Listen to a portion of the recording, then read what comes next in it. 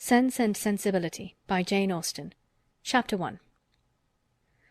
The family of Dashwood had long been settled in Sussex. Their estate was large, and their residence was at Norland Park, in the centre of their property, where for many generations they had lived in so respectable a manner as to engage the general good opinion of their surrounding acquaintance. The late owner of this estate was a single man, who lived to a very advanced age, and who for many years of his life had a constant companion and housekeeper in his sister. But her death, which happened 10 years before his own, produced a great alteration in his home. For to supply her loss, he invited and received into his house the family of his nephew, Mr. Henry Dashwood, the legal inheritor of the Norland estate, and the person to whom he intended to bequeath it. In the society of his nephew and niece, and their children, the old gentleman's days were comfortably spent. His attachment to them all increased. The constant attention of Mr. and Mrs. Henry Dashwood to his wishes, which proceeded not merely from interest but from goodness of heart, gave him every degree of solid comfort which his age could receive, and the cheerfulness of the children added a relish to his existence. By a former marriage Mr. Henry Dashwood had 1 son. By his present lady 3 daughters.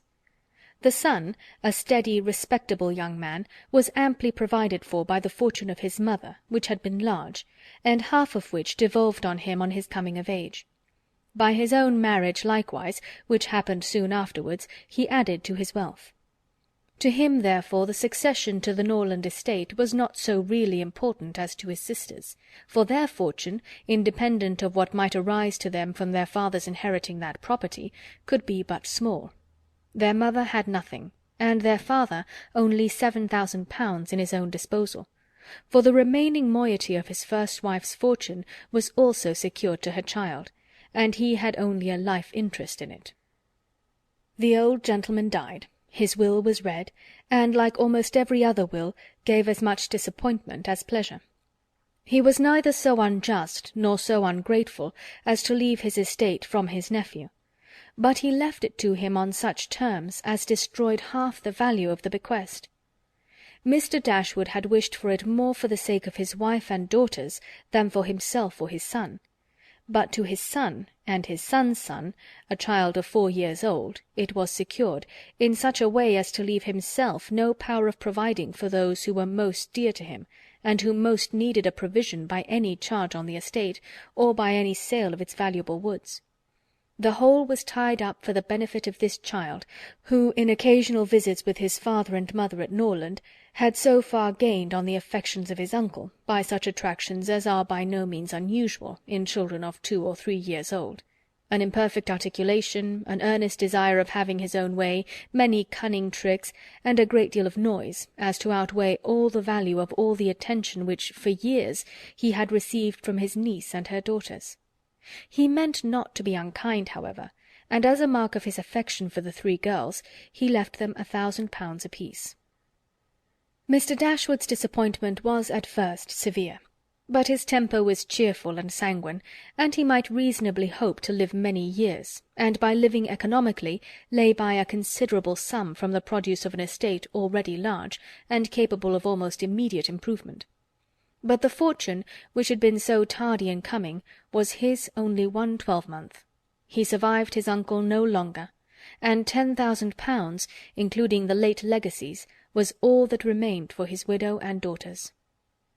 His son was sent for as soon as his danger was known, and to him Mr. Dashwood recommended, with all the strength and urgency which illness could command, the interest of his mother-in-law and sisters. Mr. John Dashwood had not the strong feelings of the rest of the family, but he was affected by a recommendation of such a nature at such a time, and he promised to do everything in his power to make them comfortable. His father was rendered easy by such an assurance, and Mr. John Dashwood had then leisure to consider how much there might prudently be in his power to do for them.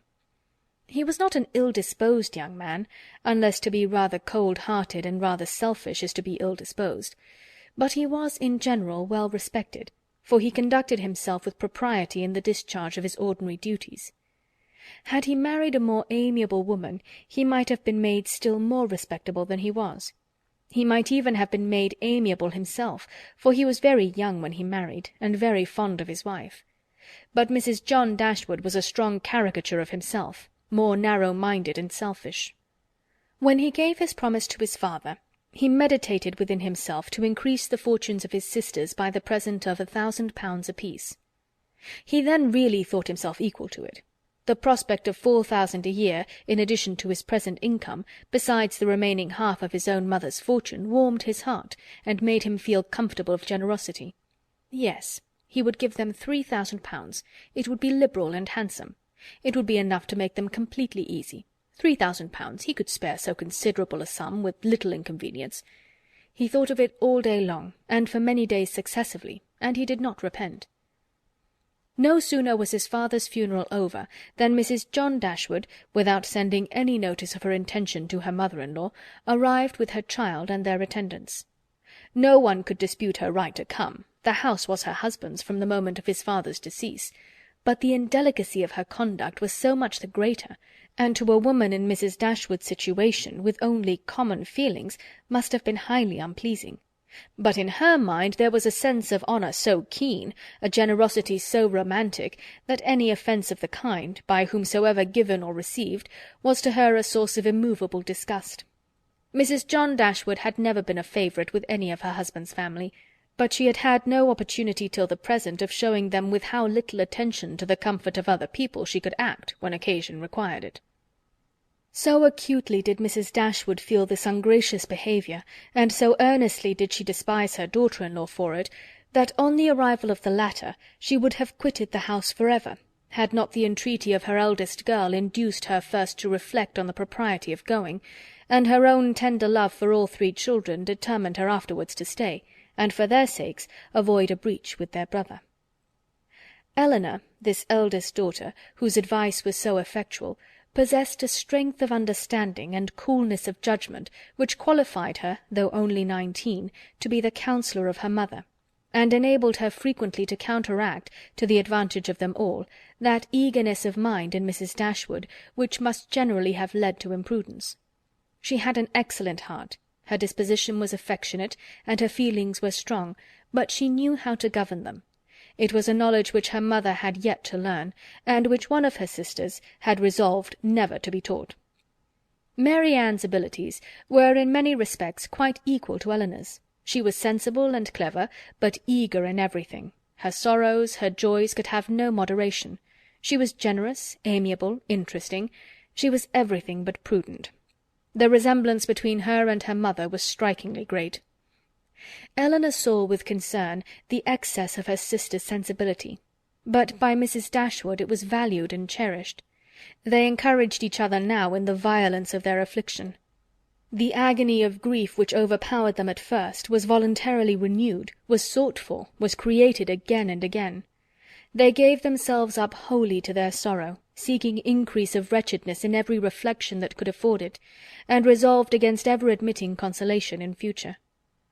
Elinor, too, was deeply afflicted, but still she could struggle, she could exert herself, she could consult with her brother, could receive her sister-in-law on her arrival, and treat her with proper attention, and could strive to rouse her mother to similar exertion, and encourage her to similar forbearance.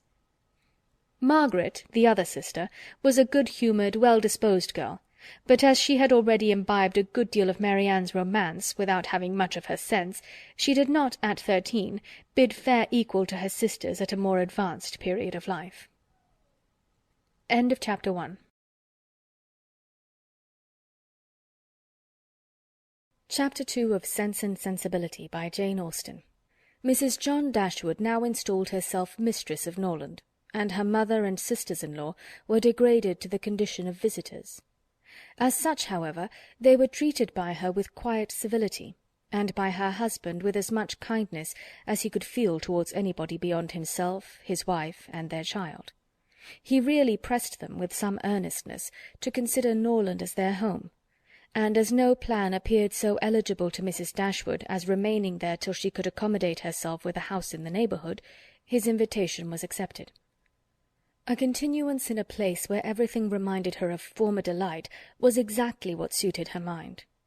In seasons of cheerfulness, no temper could be more cheerful than hers, or possess, in a greater degree, that sanguine expectation of happiness, which is happiness itself.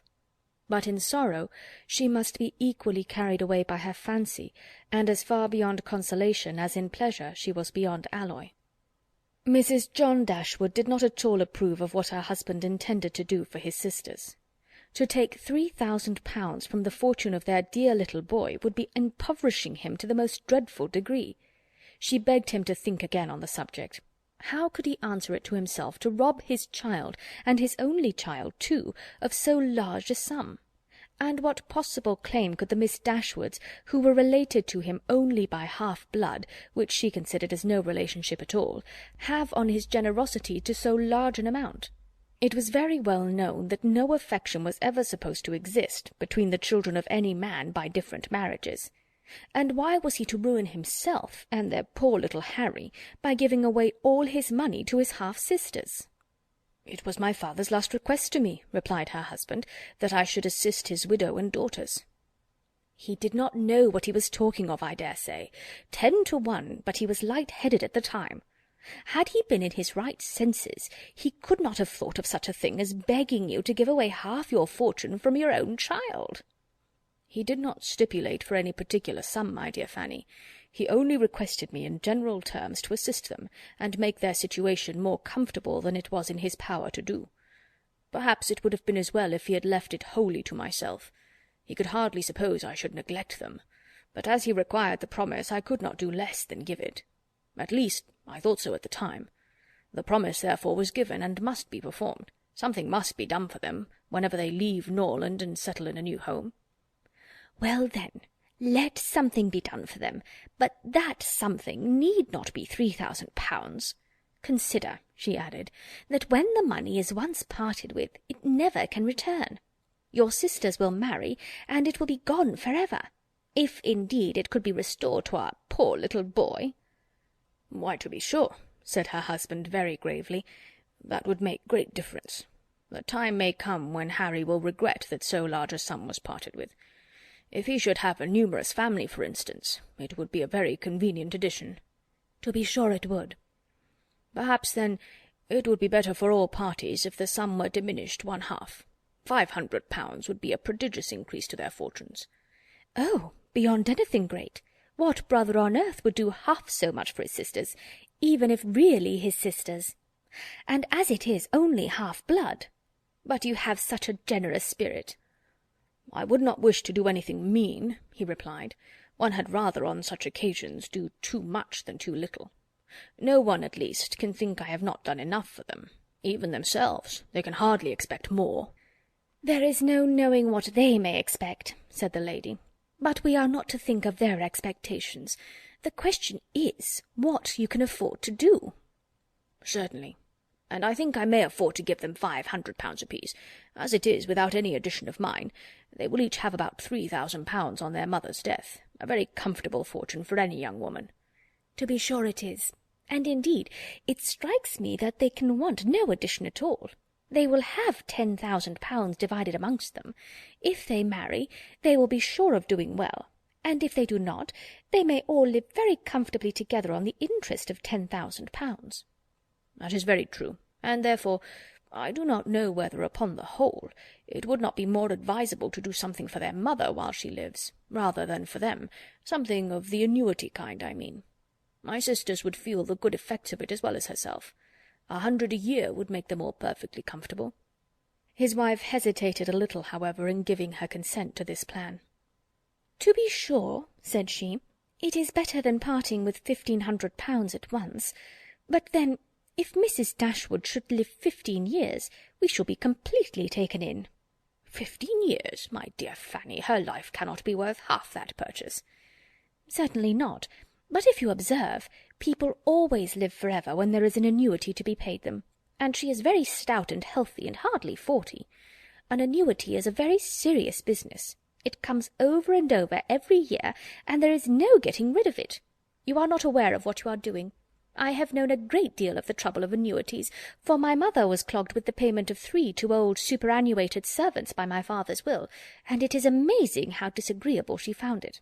Twice every year these annuities were to be paid, and then there was the trouble of getting it to them, and then one of them was said to have died, and afterwards it turned out to be no such thing. My mother was quite sick of it.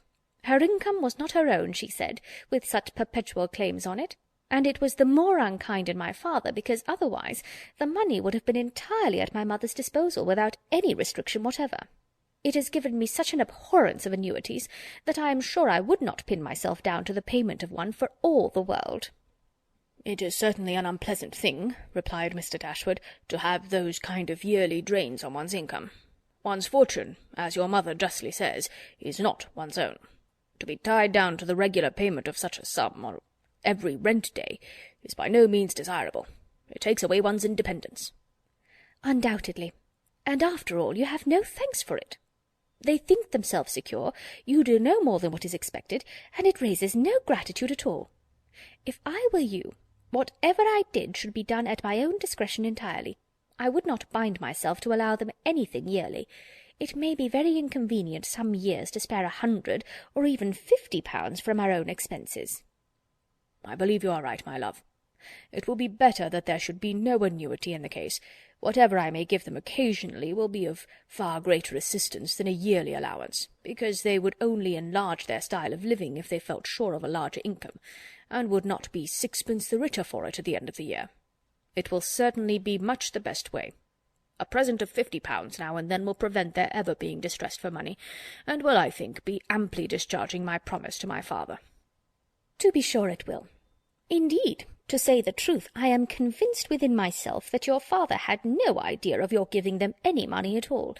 The assistance he thought of, I dare say, was only such as might be reasonably expected of you. For instance, such as looking out for a comfortable small house for them, helping them to move their things, and sending them presents of fish and game and so forth whenever they are in season.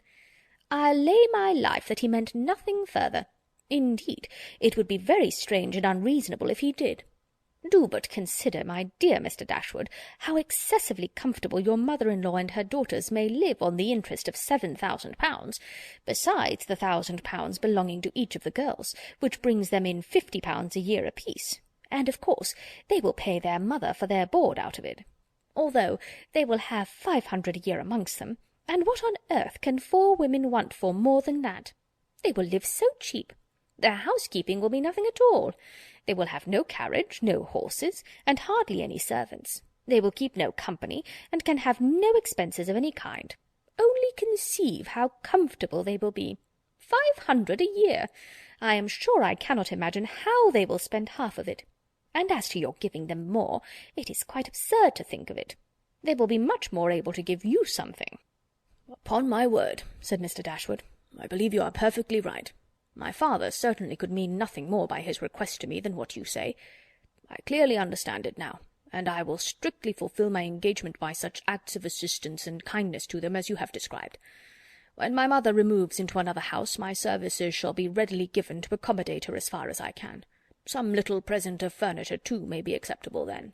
"Certainly," returned Mrs. Dashwood. "But, however, one thing must be considered.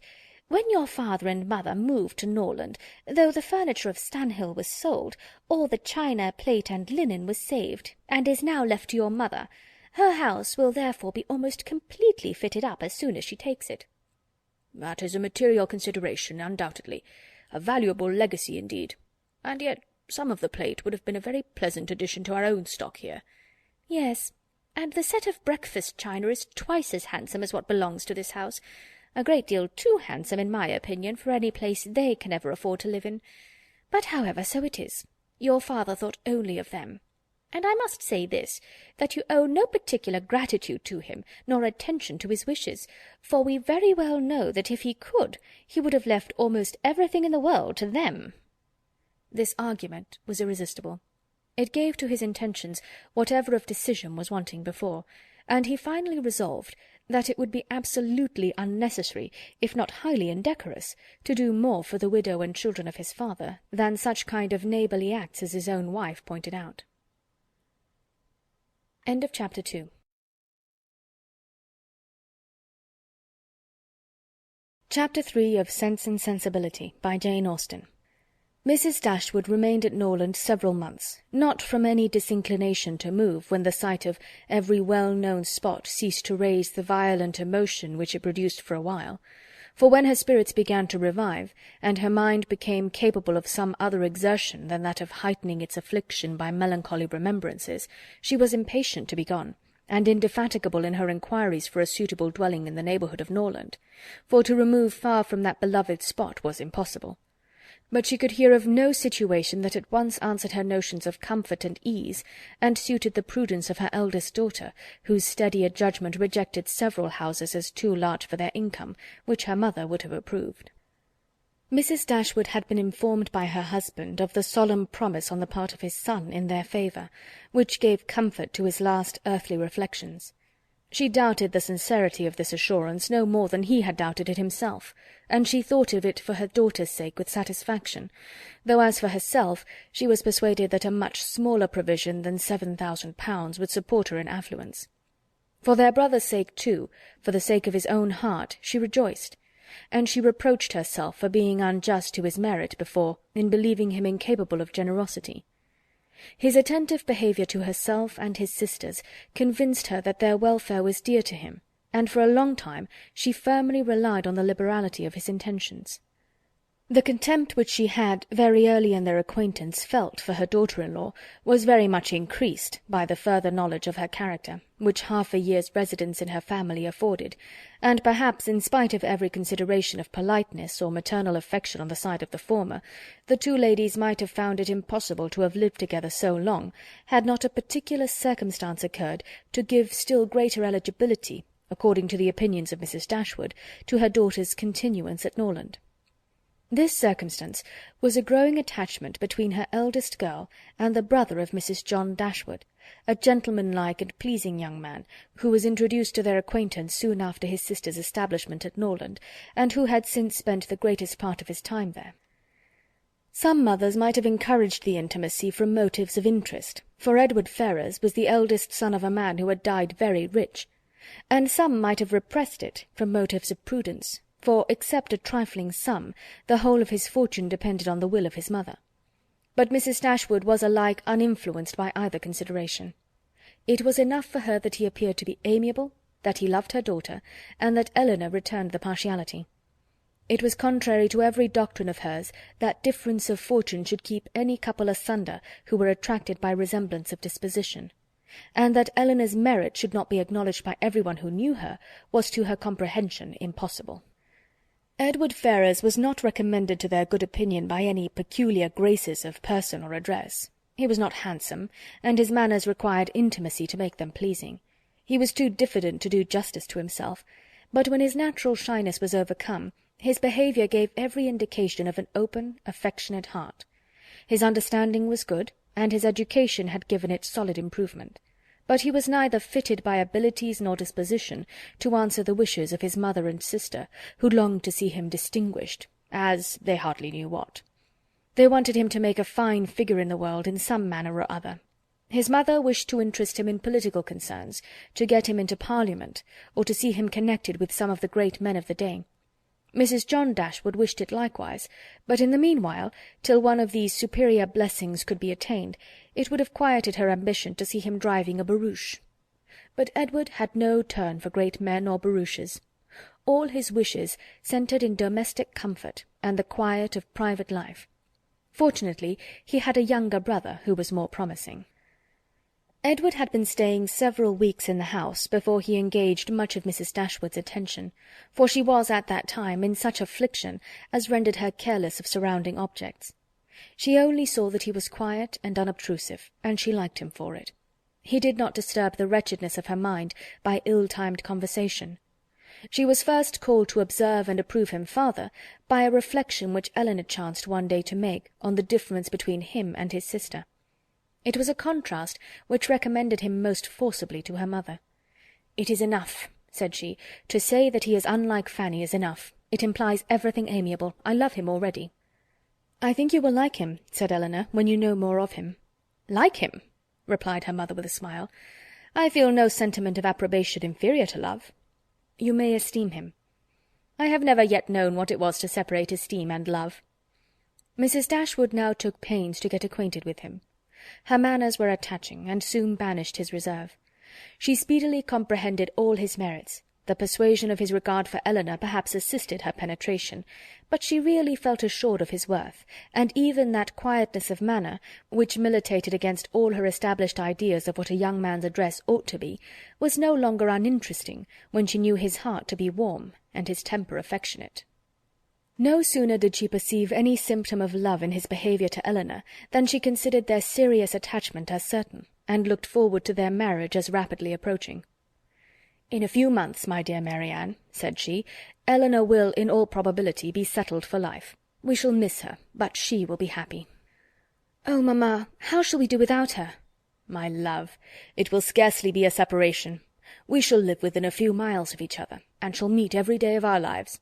You will gain a brother, a real affectionate brother. I have the highest opinion in the world of Edward's heart. But you look grave, Marianne. Do you disapprove your sister's choice?" "Perhaps," said Marianne, "I may consider it with some surprise. Edward is very amiable, and I love him tenderly, but yet he is not the kind of young man. There is something wanting. His figure is not striking. It has none of that grace which I should expect in the man who could seriously attach my sister. His eyes want all that spirit, that fire, which at once announce virtue and intelligence. And besides all this, I am afraid, mamma, he has no real taste. Music seems scarcely to attract him, and though he admires Elinor's drawings very much, it is not the admiration of a person who can understand their worth. It is evident, in spite of his frequent attention to her while she draws, that in fact he knows nothing of the matter. He admires as a lover, not as a connoisseur. To satisfy me, those characters must be united. I could not be happy with a man whose taste did not in every point coincide with my own. He must enter into all my feelings. The same books, the same music, must charm us both. Oh, mamma, how spiritless, how tame was Edward's manner in reading to us last night! I felt for my sister most severely. Yet she bore it with so much composure, she seemed scarcely to notice it. I could hardly keep my seat. To hear those beautiful lines, which have frequently almost driven me wild, pronounced with such impenetrable calmness, such dreadful indifference! He would certainly have done more justice to simple and elegant prose. I thought so at the time, but you would give him Cowper. Nay, mamma, if he is not to be animated by Cowper. But we must allow for difference of taste. Elinor has not my feelings, and therefore she may overlook it and be happy with him. But it would have broken my heart, had I loved him, to hear him read with so little sensibility. Mamma, the more I know of the world, the more I am convinced that I shall never see a man whom I can really love. I require so much. He must have all Edward's virtues, and his person and manners must ornament his goodness with every possible charm. Remember, my love, that you are not 17. It is yet too early in life to despair of such a happiness. Why should you be less fortunate than your mother? In one circumstance only, my Marianne, may your destiny be different from hers. End of Chapter 3.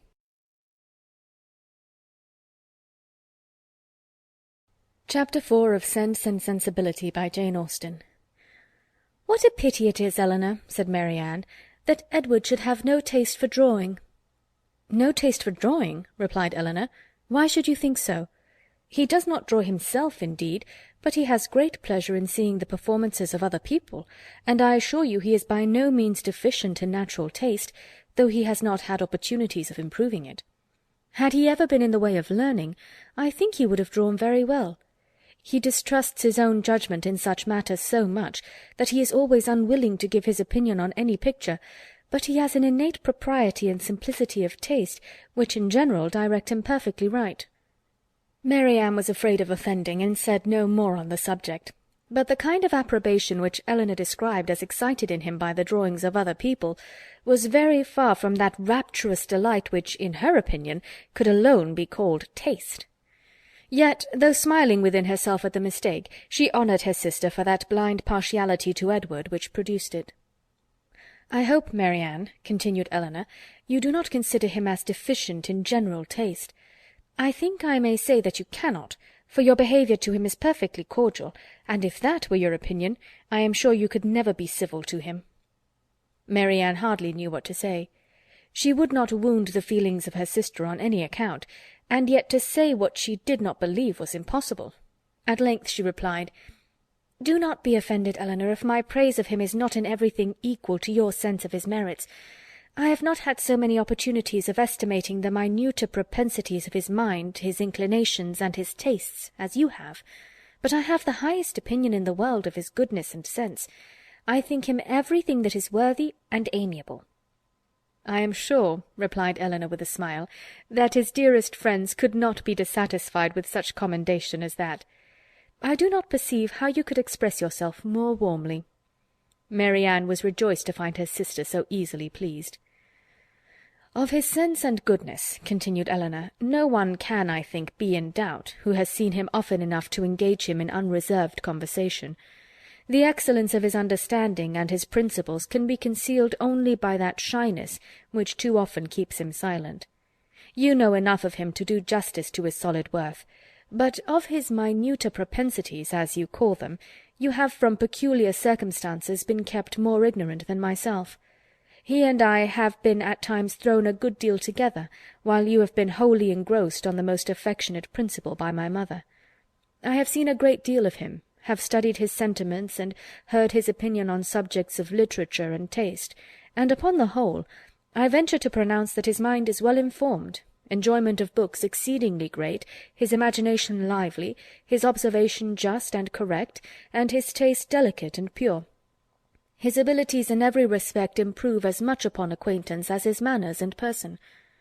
At first sight his address is certainly not striking, and his person can hardly be called handsome, till the expression of his eyes, which are uncommonly good, and the general sweetness of his countenance, is perceived. At present I know him so well that I think him really handsome, or at least almost so. What say you, Marianne? I shall very soon think him handsome, Elinor, if I do not now. When you tell me to love him as a brother, I shall no more see imperfection in his face than I now do in his heart." Elinor started at this declaration, and was sorry for the warmth she had been betrayed into in speaking of him. She felt that Edward stood very high in her opinion. She believed the regard to be mutual, but she required greater certainty of it to make Marianne's conviction of their attachment agreeable to her. She knew that what Marianne and her mother conjectured one moment they believed the next, that with them to wish was to hope, and to hope was to expect. She tried to explain the real state of the case to her sister. "I do not attempt to deny," said she, "that I think very highly of him, that I greatly esteem, that I like him." Marianne here burst forth with indignation. "Esteem him? Like him? Cold-hearted Elinor! Oh, worse than cold-hearted, ashamed of being otherwise! Use those words again, and I will leave the room this moment." Elinor could not help laughing. "Excuse me," said she, "and be assured that I meant no offence to you by speaking in so quiet a way of my own feelings. Believe them to be stronger than I have declared. Believe them, in short, to be such as his merit and the suspicion, the hope of his affection for me may warrant, without imprudence or folly. But farther than this you must not believe. I am by no means assured of his regard for me.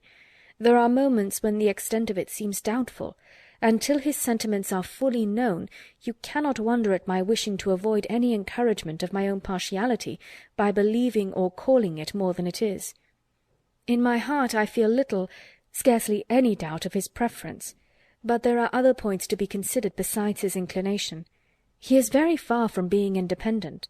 What his mother really is we cannot know, but from Fanny's occasional mention of her conduct and opinions, we have never been disposed to think her amiable, and I am very much mistaken if Edward is not himself aware that there would be many difficulties in his way if he were to wish to marry a woman who had not either a great fortune or a high rank. Marianne was astonished to find how much the imagination of her mother and herself had outstripped the truth. "And you really are not engaged to him?" said she. "Yet it certainly soon will happen. But two advantages will proceed from this delay. I shall not lose you so soon, and Edward will have greater opportunity of improving that natural taste for your favourite pursuit, which must be so indispensably necessary to your future felicity. Oh, if he should be so far stimulated by your genius as to learn to draw himself, how delightful it would be!" Elinor had given her real opinion to her sister. She could not consider her partiality for Edward in so prosperous a state as Marianne had believed it. There was, at times, a want of spirits about him, which, if it did not denote indifference, spoke of something almost as unpromising. A doubt of her regard, supposing him to feel it, need not give him more than inquietude. It would not be likely to produce that dejection of mind which frequently attended him. A more reasonable cause might be found in the dependent situation which forbade the indulgence of his affection. She knew that his mother neither behaved to him so as to make his home comfortable at present, nor to give him any assurance that he might form a home for himself without strictly attending to her views for his aggrandizement. With such a knowledge as this, it was impossible for Elinor to feel easy on the subject. She was far from depending on that result of his preference of her, which her mother and sister still considered as certain. Nay, the longer they were together, the more doubtful seemed the nature of his regard, and sometimes, for a few painful minutes, she believed it to be no more than friendship. But whatever might really be its limits, it was enough, when perceived by his sister, to make her uneasy, and at the same time, which was still more common, to make her uncivil. She took the first opportunity of affronting her mother-in-law on the occasion, talking to her so expressively of her brother's great expectations, of Mrs. Ferrars's resolution that both her sons should marry well, and of the danger attending any young woman who attempted to draw him in, that Mrs. Dashwood could neither pretend to be unconscious nor endeavour to be calm. She gave her an answer which marked her contempt, and instantly left the room, resolving that, whatever might be the inconvenience or expense of so sudden a removal, her beloved Elinor should not be exposed another week to such insinuations.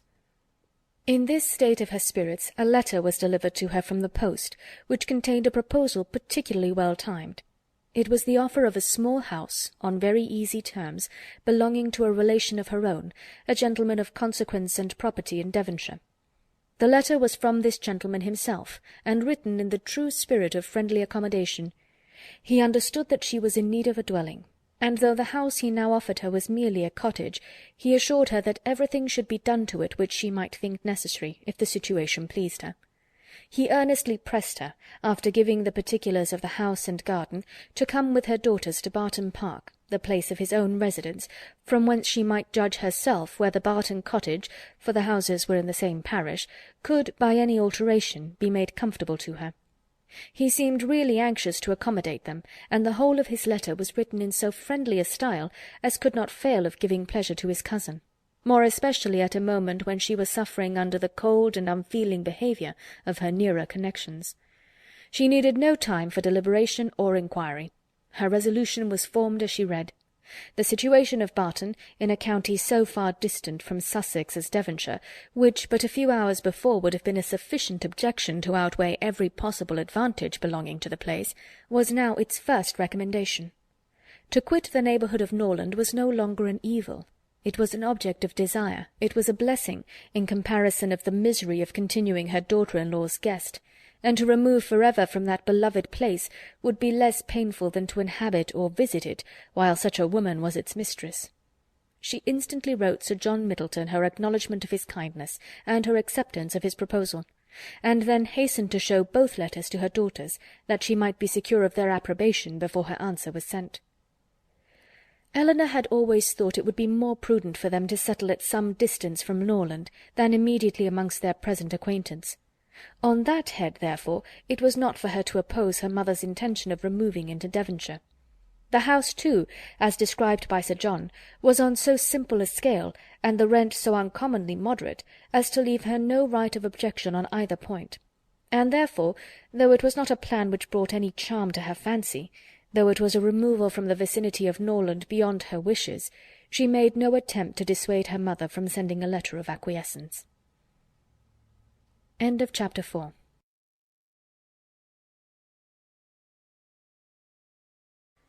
Chapter 5 of Sense and Sensibility, by Jane Austen. No sooner was her answer dispatched than Mrs. Dashwood indulged herself in the pleasure of announcing to her son-in-law and his wife that she was provided with a house, and should incommode them no longer than till everything were ready for her inhabiting it. They heard her with surprise. Mrs. John Dashwood said nothing, but her husband civilly hoped that she would not be settled far from Norland. She had great satisfaction in replying that she was going into Devonshire. Edward turned hastily towards her on hearing this, and in a voice of surprise and concern, which required no explanation to her, repeated, "Devonshire? Are you indeed going there? So far from hence? And to what part of it?" She explained the situation. It was within 4 miles northward of Exeter. "It is but a cottage," she continued, "but I hope to see many of my friends in it. A room or two can easily be added, and if my friends find no difficulty in travelling so far to see me, I am sure I will find none in accommodating them." She concluded with a very kind invitation to Mr. and Mrs. John Dashwood to visit her at Barton, and to Edward she gave one with still greater affection. Though her late conversation with her daughter-in-law had made her resolve on remaining at Norland no longer than was unavoidable, it had not produced the smallest effect on her in that point to which it principally tended. To separate Edward and Elinor was as far from being her object as ever, and she wished to show Mrs. John Dashwood, by this pointed invitation to her brother, how totally she disregarded her disapprobation of the match. Mr. John Dashwood told his mother again and again how exceedingly sorry he was that she had taken a house at such a distance from Norland as to prevent his being of any service to her in removing her furniture. He really felt conscientiously vexed on the occasion, for the very exertion to which he had limited the performance of his promise to his father was by this arrangement rendered impracticable. The furniture was all sent around by water. It chiefly consisted of household linen, plate, china, and books, with a handsome pianoforte of Marianne's. Mrs. John Dashwood saw the packages depart with a sigh. She could not help feeling it hard that as Mrs. Dashwood's income would be so trifling in comparison with their own, she should have any handsome article of furniture. Mrs. Dashwood took the house for a 12-month. It was ready furnished, and she might have immediate possession. No difficulty arose on either side in the agreement, and she waited only for the disposal of her effects at Norland, and to determine her future household, before she set off for the west. And this, as she was exceedingly rapid in the performance of everything that interested her, was soon done. The horses, which were left her by her husband, had been sold soon after his death, and an opportunity now offering of disposing of her carriage, she agreed to sell that likewise at the earnest advice of her eldest daughter. For the comfort of her children, had she consulted only her own wishes, she would have kept it, but the discretion of Elinor prevailed. Her wisdom, too, limited the number of their servants to 3, 2 maids and a man, with whom they were speedily provided from amongst those who had formed their establishment at Norland. The man and one of the maids were sent off immediately into Devonshire, to prepare the house for their mistress's arrival, for as Lady Middleton was entirely unknown to Mrs. Dashwood, she preferred going directly to the cottage to being a visitor at Barton Park, and she relied so undoubtingly on Sir John's description of the house as to feel no curiosity to examine it herself till she entered it as her own. Her eagerness to be gone from Norland was preserved from diminution by the evident satisfaction of her daughter-in-law in the prospect of her removal, a satisfaction which was but feebly attempted to be concealed under a cold invitation to her to defer her departure. Now was the time when her son-in-law's promise to his father might with particular propriety be fulfilled. Since he had neglected to do it on first coming to the estate, their quitting his house might be looked on as the most suitable period for its accomplishment. But Mrs. Dashwood began shortly to give over every hope of the kind, and to be convinced, from the general drift of his discourse, that his assistance extended no farther than their maintenance for 6 months at Norland. He so frequently talked of the increasing expenses of housekeeping, and of the perpetual demands upon his purse, which a man of any consequence in the world was beyond calculation exposed to, that he seemed rather to stand in need of more money himself than to have any design of giving money away. In a very few weeks from the day which brought Sir John Middleton's first letter to Norland, everything was so far settled in their future abode as to enable Mrs. Dashwood and her daughters to begin their journey. Many were the tears shed by them in their last adieus to a place so much beloved. "Dear, dear Norland," said Marianne, as she wandered alone before the house, on the last evening of their being there, "when shall I cease to regret you? When learn to feel a home elsewhere? Oh, happy house! Could you know what I suffer in now viewing you from this spot, from whence perhaps I may view you no more. And you, ye well-known trees, but you will continue the same. No leaf will decay because we are removed, nor any branch become motionless although we can observe you no longer. No, you will continue the same, unconscious of the pleasure or the regret you occasion, and insensible of any change in those who walk under your shade. But who will remain to enjoy you? End of Chapter 5.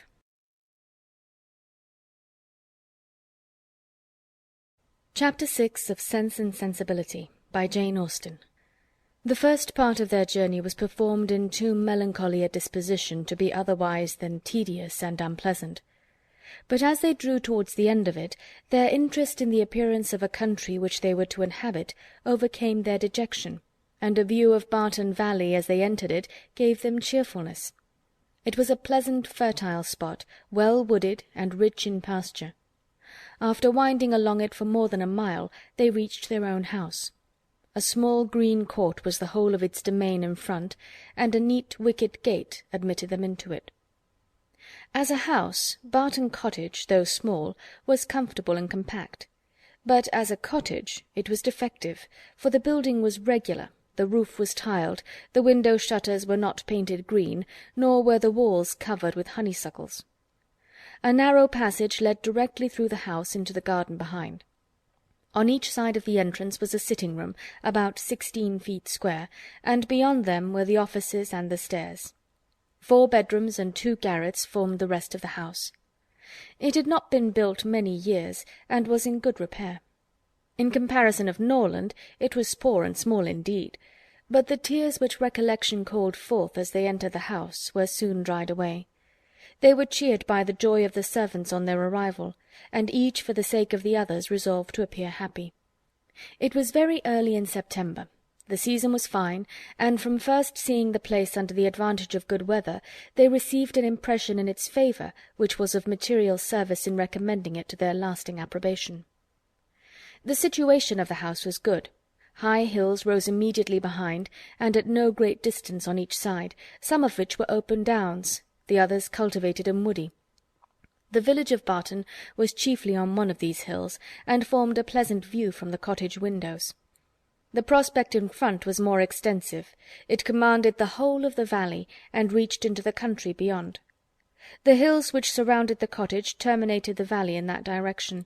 Under another name, and in another course, it branched out again between 2 of the steepest of them. With the size and furniture of the house, Mrs. Dashwood was upon the whole well satisfied. For though her former style of life rendered many additions to the latter indispensable, yet to add and improve was a delight to her, and she had at this time ready money enough to supply all that was wanted of greater elegance to the apartments. "As for the house itself, to be sure," said she, "it is too small for our family, but we will make ourselves tolerably comfortable for the present, as it is too late in the year for improvements. Perhaps in the spring, if I have plenty of money, as I dare say I shall, we may think of building. These parlours are both too small for such parties of our friends as I hope to see often collected here, and I have some thoughts of throwing the passage into one of them with perhaps a part of the other, and so leave the remainder of that other for an entrance. This, with a new drawing-room, which may be easily added, and a bedchamber and garret above, will make it a very snug little cottage. I could wish the stairs were handsome, but one must not expect everything, though I suppose it would be no difficult matter to widen them. I shall see how much I am beforehand with the world in the spring, and we will plan our improvements accordingly." In the meantime, till all these alterations could be made from the savings of an income of 500 a year by a woman who never saved in her life, they were wise enough to be contented with the house as it was, and each of them was busy in arranging their particular concerns, and endeavouring, by placing around them books and other possessions, to form themselves a home. Mary Ann's pianoforte was unpacked and properly disposed of, and Elinor's drawings were affixed to the walls of their sitting-room. In such employments as these they were interrupted soon after breakfast the next day by the entrance of their landlord, who called to welcome them to Barton, and to offer them every accommodation from his own house and garden, in which theirs might at present be deficient. Sir John Middleton was a good-looking man about 40. He had formerly visited at Stanhill, but it was too long for his young cousins to remember him. His countenance was thoroughly good-humoured, and his manners were as friendly as the style of his letter. Their arrival seemed to afford him real satisfaction, and their comfort to be an object of real solicitude to him. He said much of his earnest desire of their living in the most sociable terms with his family, and pressed them so cordially to dine at Barton Park every day till they were better settled at home, that, though his entreaties were carried to a point of perseverance beyond civility, they could not give offence. His kindness was not confined to words, for within an hour after he left them, a large basket full of garden stuff and fruit arrived from the park, which was followed before the end of the day by a present of game. He insisted, moreover, on conveying all their letters to and from the post for them, and would not be denied the satisfaction of sending them his newspaper every day. Lady Middleton had sent a very civil message by him, denoting her intention of waiting on Mrs. Dashwood as soon as she could be assured that her visit would be no inconvenience; and as this message was answered by an invitation equally polite, her ladyship was introduced to them the next day. They were, of course, very anxious to see a person on whom so much of their comfort at Barton must depend, and the elegance of her appearance was favourable to their wishes. Lady Middleton was not more than 6 or 27. Her face was handsome, her figure tall and striking, and her address graceful. Her manners had all the elegance which her husband's wanted, but they would have been improved by some share of his frankness and warmth, and her visit was long enough to detract something from their first admiration by showing that, though perfectly well bred, she was reserved, cold, and had nothing to say for herself beyond the most commonplace inquiry or remark. Conversation, however, was not wanted, for Sir John was very chatty, and Lady Middleton had taken the wise precaution of bringing with her their eldest child, a fine little boy about 6 years old, by which means there was one subject always to be recurred to by the ladies in case of extremity, for they had to inquire his name and age, admire his beauty, and ask him questions which his mother answered for him, while he hung about her and held down his head, to the great surprise of her ladyship, who wondered at his being so shy before company, as he could make noise enough at home. On every formal visit a child ought to be of the party, by way of provision for discourse. In the present case it took up to 10 minutes to determine whether the boy were most like his father or mother, and in what particular he resembled either, for of course everybody differed, and everybody was astonished at the opinion of the others. An opportunity was soon to be given to the Dashwoods of debating on the rest of the children, as Sir John would not leave the house without securing their promise of dining at the park the next day. Chapter 6.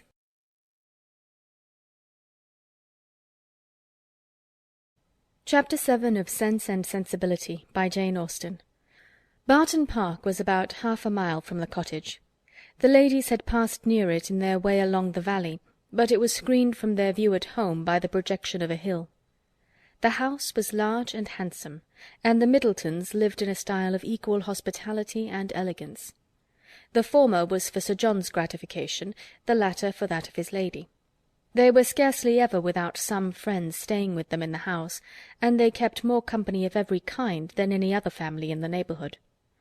It was necessary to the happiness of both, for however dissimilar in temper and outward behaviour, they strongly resembled each other in that total want of talent and taste which confined their employments, unconnected with such as society produced, within a very narrow compass. Sir John was a sportsman, Lady Middleton a mother. He hunted and shot, and she humoured her children, and these were their only resources. Lady Middleton had the advantage of being able to spoil her children all the year round, while Sir John's independent employments were in existence only half the time. Continual engagements at home and abroad, however, supplied all the deficiencies of nature and education, supported the good spirits of Sir John, and gave exercise to the good breeding of his wife. Lady Middleton piqued herself upon the elegance of her table and of all her domestic arrangements, and from this kind of vanity was her greatest enjoyment in any of their parties. But Sir John's satisfaction in society was much more real. He delighted in collecting about him more young people than his house would hold, and the noisier they were, the better he was pleased. He was a blessing to all the juvenile part of the neighbourhood, for in summer he was forever forming parties to eat cold ham and chicken out of doors, and in winter his private balls were numerous enough for any young lady who was not suffering under the insatiable appetite of 15. The arrival of a new family in the country was always a matter of joy to him, and in every point of view he was charmed with the inhabitants he had now procured for his cottage at Barton. The Miss Dashwoods were young, pretty, and unaffected. It was enough to secure his good opinion, for to be unaffected was all that a pretty girl could want to make her mind as captivating as her person. The friendliness of his disposition made him happy in accommodating those whose situation might be considered, in comparison with the past, as unfortunate. In showing kindness to his cousins, therefore, he had the real satisfaction of a good heart, and in settling a family of females only in his cottage, he had all the satisfaction of a sportsman. For a sportsman, though he esteems only those of his sex who are sportsmen likewise, is not often desirous of encouraging their taste by admitting them to a residence within his own manor. Mrs. Dashwood and her daughters were met at the door of the house by Sir John, who welcomed them to Barton Park with unaffected sincerity, and as he attended them to the drawing-room, repeated to the young ladies the concern which the same subject had drawn from him the day before, at being unable to get any smart young men to meet them. They would see, he said, only one gentleman there besides himself, a particular friend who was staying at the Park, but who was neither very young nor very gay. He hoped they would all excuse the smallness of the party, and could assure them it should never happen so again. He had been to several families that morning in hopes of procuring some addition to their number, but it was moonlight, and everybody was full of engagements. Luckily, Lady Middleton's mother had arrived at Barton within the last hour, and as she was a very cheerful, agreeable woman, he hoped the young ladies would not find it so very dull as they might imagine. The young ladies, as well as their mother, were perfectly satisfied with having two entire strangers of the party, and wished for no more. Mrs. Jennings, Lady Middleton's mother, was a good-humoured, merry, fat, elderly woman, who talked a great deal, seemed very happy, and rather vulgar. She was full of jokes and laughter, and before dinner was over had said many witty things on the subject of lovers and husbands, hoped they had not left their hearts behind them in Sussex, and pretended to see them blush, whether they did or not. Mary Ann was vexed at it for her sister's sake, and turned her eyes towards Elinor, to see how she bore these attacks, with an earnestness which gave Elinor far more pain than could arise from such commonplace raillery as Mrs. Jennings's. Colonel Brandon, the friend of Sir John, seemed no more adapted by resemblance of manner to be his friend than Lady Middleton was to be his wife, or Mrs. Jennings to be Lady Middleton's mother. He was silent and grave. His appearance, however, was not unpleasing, in spite of his being, in the opinion of Marianne and Margaret, an absolute old bachelor, for he was on the wrong side of 35. But though his face was not handsome, his countenance was sensible, and his address was particularly gentlemanlike. There was nothing in any of the party which could recommend them as companions to the Dashwoods, but the cold insipidity of Lady Middleton was so particularly repulsive that in comparison of it the gravity of Colonel Brandon, and even the boisterous mirth of Sir John and his mother-in-law, was interesting. Lady Middleton seemed to be roused to enjoyment only by the entrance of her 4 noisy children after dinner, who pulled her about, tore her clothes, and put an end to every kind of discourse except what related to themselves. In the evening, as Mary Ann was discovered to be musical, she was invited to play. The instrument was unlocked, everybody prepared to be charmed, and Mary Ann, who sang very well, at their request went through the chief of the songs which Lady Middleton had brought into the family on her marriage, and which, perhaps, had lain ever since in the same position on the pianoforte, for her ladyship had celebrated that event by giving up music, although by her mother's account she had played extremely well, and by her own was very fond of it. Mary Ann's performance was highly applauded. Sir John was loud in his admiration at the end of every song, and as loud in his conversation with the others while every song lasted. Lady Middleton frequently called him to order, wondered how anyone's attention could be diverted from music for a moment, and asked Mary Ann to sing a particular song, which Mary Ann had just finished. Colonel Brandon alone, of all the party, heard her without being in raptures. He paid her only the compliment of attention, and she felt a respect for him on the occasion, which the others had reasonably forfeited by their shameless want of taste. His pleasures in music, though it amounted not to that ecstatic delight which alone could sympathize with her own, was estimable when contrasted against the horrible insensibility of the others, and she was reasonable enough to allow that a man of 35 might well have outlived all acuteness of feeling and every exquisite power of enjoyment. She was perfectly disposed to make every allowance for the Colonel's advanced state of life which humanity required. End of Chapter 7.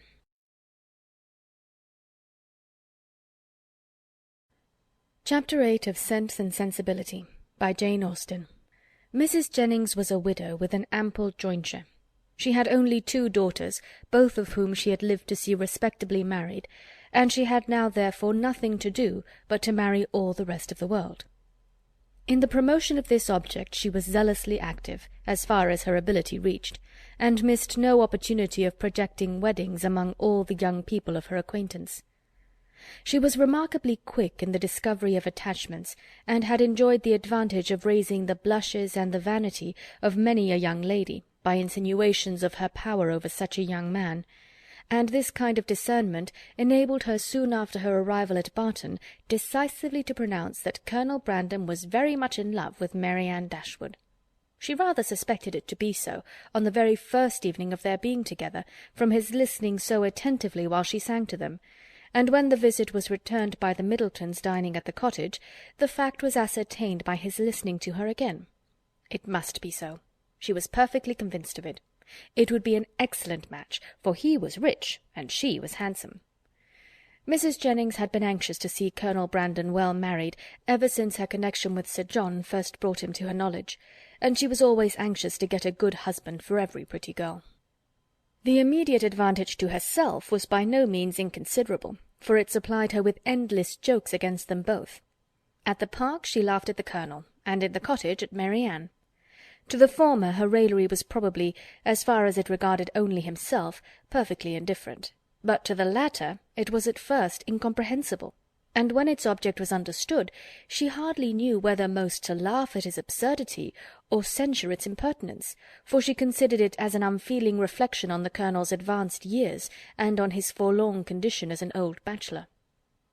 Mrs. Dashwood, who could not think a man 5 years younger than herself so exceedingly ancient as he appeared to the youthful fancy of her daughter, ventured to clear Mrs. Jennings from the probability of wishing to throw ridicule on his age. "But at least, mamma, you cannot deny the absurdity of the accusation, though you may not think it intentionally ill-natured. Colonel Brandon is certainly younger than Mrs. Jennings, but he is old enough to be my father, and if he were ever animated enough to be in love, must have long outlived every sensation of the kind. It is too ridiculous. When is a man to be safe from such wit, if age and infirmity will not protect him?" "Infirmity!" said Elinor. "Do you call Colonel Brandon infirm? I can easily suppose that his age may appear much greater to you than to my mother, but you can hardly deceive yourself as to his having the use of his limbs." "Did you not hear him complain of the rheumatism? And is not that the commonest infirmity of declining life?" "My dearest child," said her mother, laughing, "at this rate you must be in continual terror of my decay, and it must seem to you a miracle that my life has been extended to the advanced age of 40.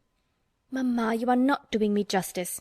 I know very well that Colonel Brandon is not old enough to make his friends yet apprehensive of losing him in the course of nature.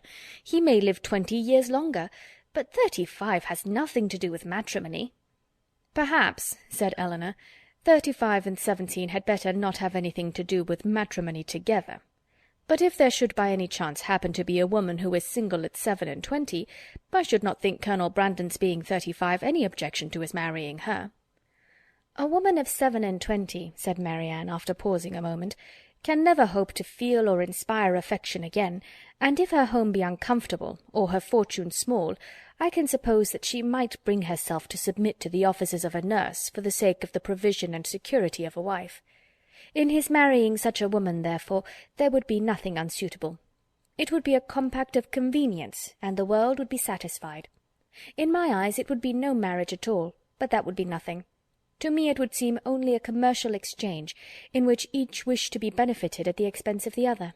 "It would be impossible, I know," replied Elinor, "to convince you that a woman of 27 could feel for a man of 35 anything near enough to love to make him a desirable companion to her. But I must object to your dooming Colonel Brandon and his wife to the constant confinement of a sick-chamber, merely because he chanced to complain yesterday, a very cold, damp day, of a slight rheumatic feel in one of his shoulders." "But he talked of flannel waistcoats," said Marianne, "and with me a flannel waistcoat is invariably connected with aches, cramps, rheumatisms, and every species of ailment that can afflict the old and the feeble." "Had he been only in a violent fever, you would not have despised him half so much. Confess, Marianne, is there not something interesting to you in the flushed cheek, hollow eye, and quick pulse of a fever?" Soon after this, upon Elinor's leaving the room, "Mamma," said Marianne, "I have an alarm on the subject of illness which I cannot conceal from you. I am sure Edward Ferrars is not well. We have now been here almost a fortnight, and yet he does not come. Nothing but real indisposition could occasion this extraordinary delay. What else can detain him at Norland?" "Had you any idea of his coming so soon?" said Mrs. Dashwood. "I had none.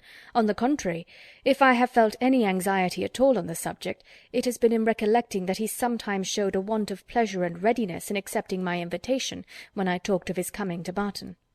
Does Elinor expect him already?" "I have never mentioned it to her, but of course she must." "I rather think you are mistaken, for when I was talking to her yesterday of getting a new grate for the spare bedchamber, she observed that there was no immediate hurry for it, as it was not likely that the room would be wanted for some time." "How strange this is! What can be the meaning of it? But the whole of their behaviour to each other has been unaccountable. How cold, how composed were their last adieus! How languid their conversation the last evening of their being together! In Edward's farewell there was no distinction between Elinor and me. It was the good wishes of an affectionate brother to both. Twice did I leave them purposely together in the course of the last morning, and each time did he most unaccountably follow me out of the room. And Elinor, in quitting Norland and Edward, cried not as I did. Even now her self-command is invariable. When is she dejected or melancholy? When does she try to avoid society, or appear restless and dissatisfied in it? End of chapter 8.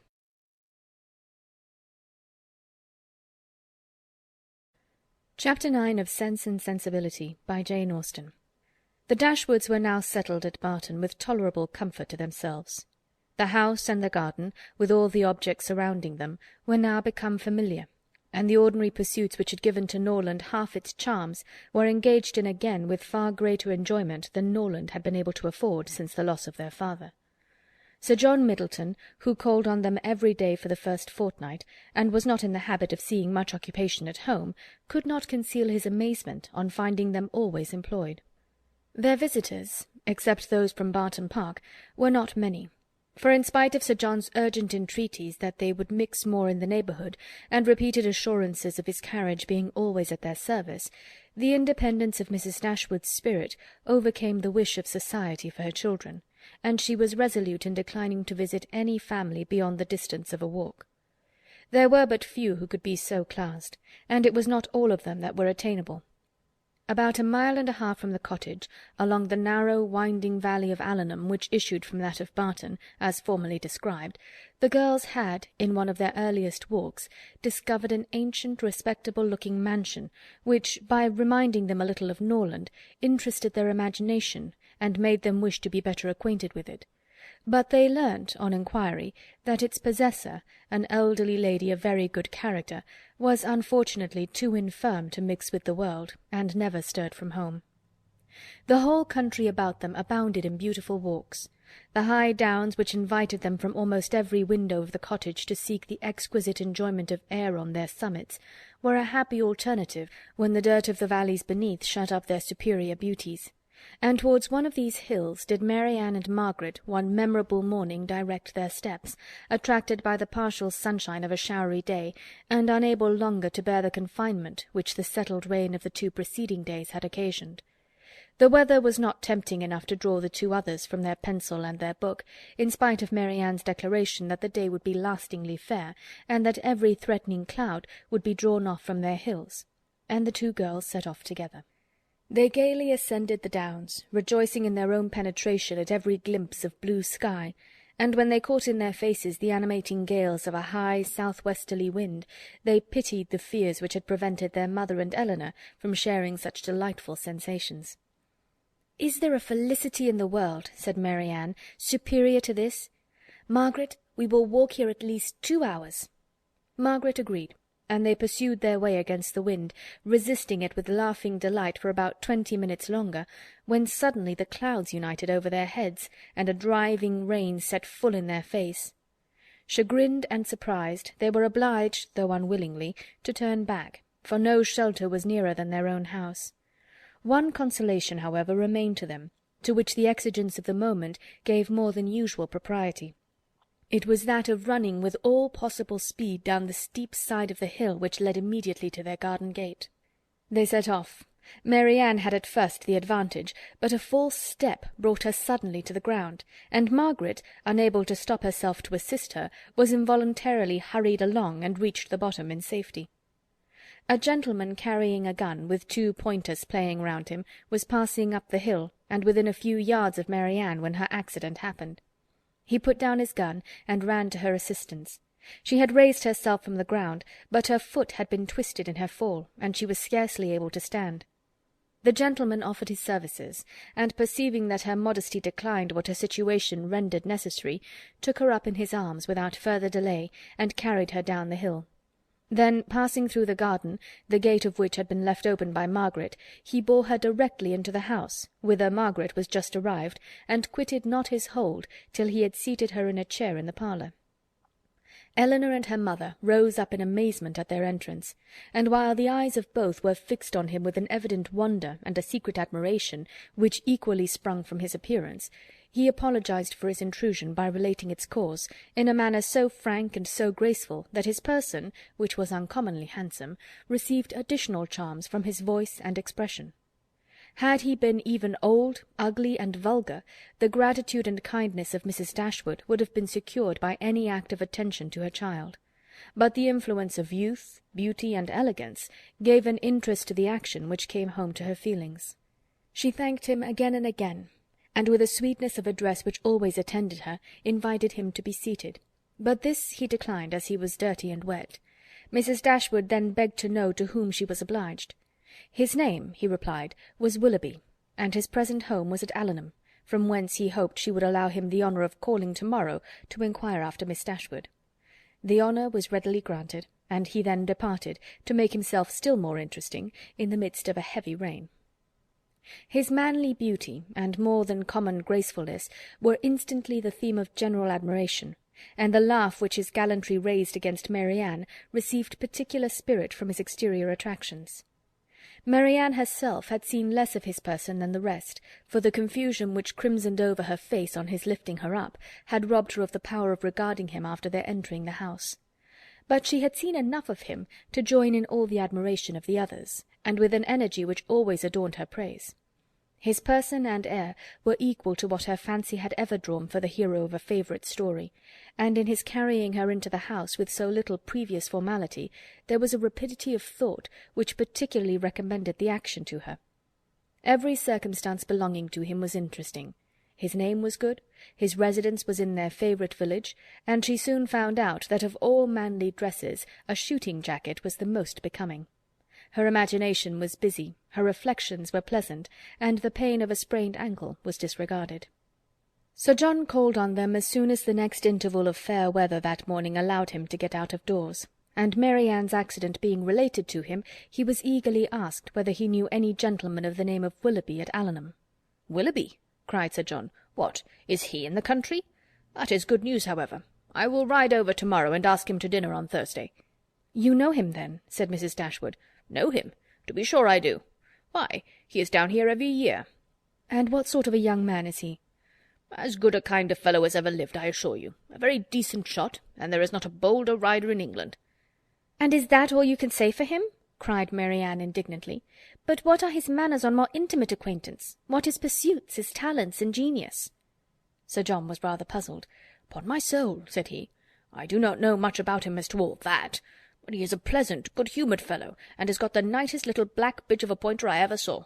Was she out with him to-day?" But Mary Ann could no more satisfy him as to the colour of Mr. Willoughby's pointer than he could describe to her the shades of his mind. "But who is he?" said Elinor. "Where does he come from? Has he a house at Allenham?" On this point Sir John could give more certain intelligence, and he told them that Mr. Willoughby had no property of his own in the country, that he resided there only while he was visiting the old lady at Allenham Court, to whom he was related, and whose possessions he was to inherit, adding, "Yes, yes, he is very well worth catching, I can tell you, Miss Dashwood. He has a pretty little estate of his own in Somersetshire besides, and if I were you, I would not give him up to my younger sister, in spite of all this tumbling down hills. Miss Marianne must not expect to have all the men to herself. Brandon will be jealous if she does not take care." "I do not believe," said Mrs. Dashwood, with a good-humoured smile, "that Mr. Willoughby will be incommoded by the attempts of either of my daughters towards what you call catching him. It is not an employment to which they have been brought up. Men are very safe with us, let them be ever so rich. I am glad to find, however, from what you say, that he is a respectable young man, and one whose acquaintance will not be ineligible."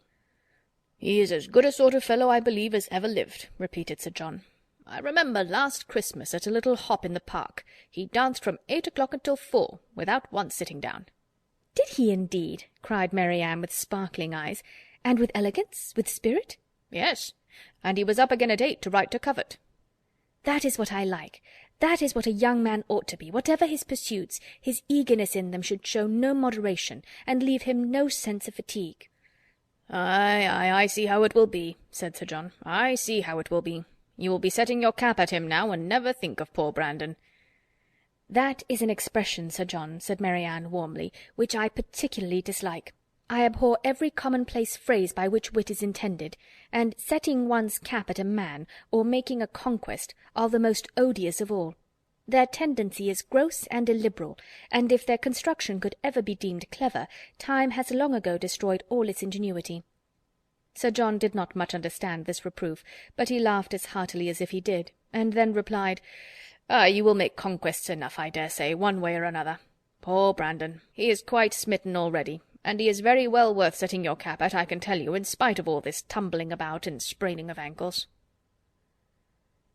End of Chapter 9.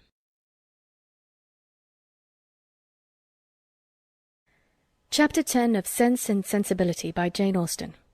Marianne's preserver, as Margaret, with more elegance than precision, styled Willoughby, called at the cottage early the next morning to make his personal inquiries. He was received by Mrs. Dashwood with more than politeness, with a kindness which Sir John's account of him and her own gratitude prompted, and everything that passed during the visit tended to assure him of the sense, elegance, mutual affection, and domestic comfort of the family to whom accident had now introduced him. Of their personal charms he had not required a second interview to be convinced. Miss Dashwood had a delicate complexion, regular features, and a remarkably pretty figure. Marianne was still handsomer. Her form, though not so correct as her sister's, in having the advantage of height, was more striking, and her face was so lovely that, when in the common cant of praise she was called a beautiful girl, truth was less violently outraged than usually happens. Her skin was very brown, but from its transparency her complexion was uncommonly brilliant. Her features were all good. Her smile was sweet and attractive, and in her eyes, which were very dark, there was a life, a spirit, an eagerness, which could hardly be seen without delight. From Willoughby their expression was at first held back, by the embarrassment which the remembrance of his assistance created. But when this passed away, when her spirits became collected, when she saw that to the perfect good breeding of the gentleman he united frankness and vivacity, and above all, when she heard him declare that of music and dancing he was passionately fond, she gave him such a look of approbation as secured the largest share of his discourse to herself for the rest of his stay. It was only necessary to mention any favourite amusement to engage her to talk. She could not be silent when such points were introduced, and she had neither shyness nor reserve in their discussion. They speedily discovered that their enjoyment of dancing and music was mutual, and that it arose from a general conformity of judgment in all that related to either. Encouraged by this to a further examination of his opinions, she proceeded to question him on the subject of books. Her favourite authors were brought forward and dwelt upon with so rapturous a delight that any young man of 25 must have been insensible indeed not to become an immediate convert to the excellence of such works, however disregarded before. Their taste was strikingly alike. The same books, the same passages were idolized by each, or if any difference appeared, any objection arose, it lasted no longer than till the force of her arguments and the brightness of her eyes could be displayed. He acquiesced in all her decisions, caught all her enthusiasm, and long before his visit concluded, they conversed with the familiarity of a long-established acquaintance. "Well, Marianne," said Elinor as soon as he had left them, "for one morning I think you have done pretty well. You have already ascertained Mr. Willoughby's opinion in almost every matter of importance. You know what he thinks of Cowper and Scott, you are certain of his estimating their beauties as he ought, and you have received every assurance of his admiring Pope no more than is proper. But how is your acquaintance to be long supported under such extraordinary despatch of every subject for discourse? You will soon have exhausted each favourite topic. Another meeting will suffice to explain his sentiments on picturesque beauty, on second marriages, and then you can have nothing further to ask." "Elinor," cried Marianne, "is this fair? Is this just? Are my ideas so scanty? But I see what you mean. I have been too much at my ease, too happy, too frank. I have erred against every commonplace notion of decorum. I have been open and sincere where I ought to have been reserved, spiritless, dull, and deceitful. Had I talked only of the weather and the roads, and had I spoken only once in 10 minutes, this reproach would have been spared." "My love," said her mother, "you must not be offended with Elinor. She was only in jest. I should scold her myself if she were capable of wishing to check the delight of your conversation with our new friend." Marianne was softened in a moment. Willoughby, on his side, gave every proof of his pleasure in their acquaintance which an evident wish of improving it could offer. He came to them every day. To inquire after Marianne was at first his excuse, but the encouragement of his reception, to which every day gave greater kindness, made such an excuse unnecessary before it had ceased to be possible by Marianne's perfect recovery. She was confined for some days to the house, but never had any confinement been less irksome. Willoughby was a young man of good abilities, quick imagination, lively spirits, and open, affectionate manners.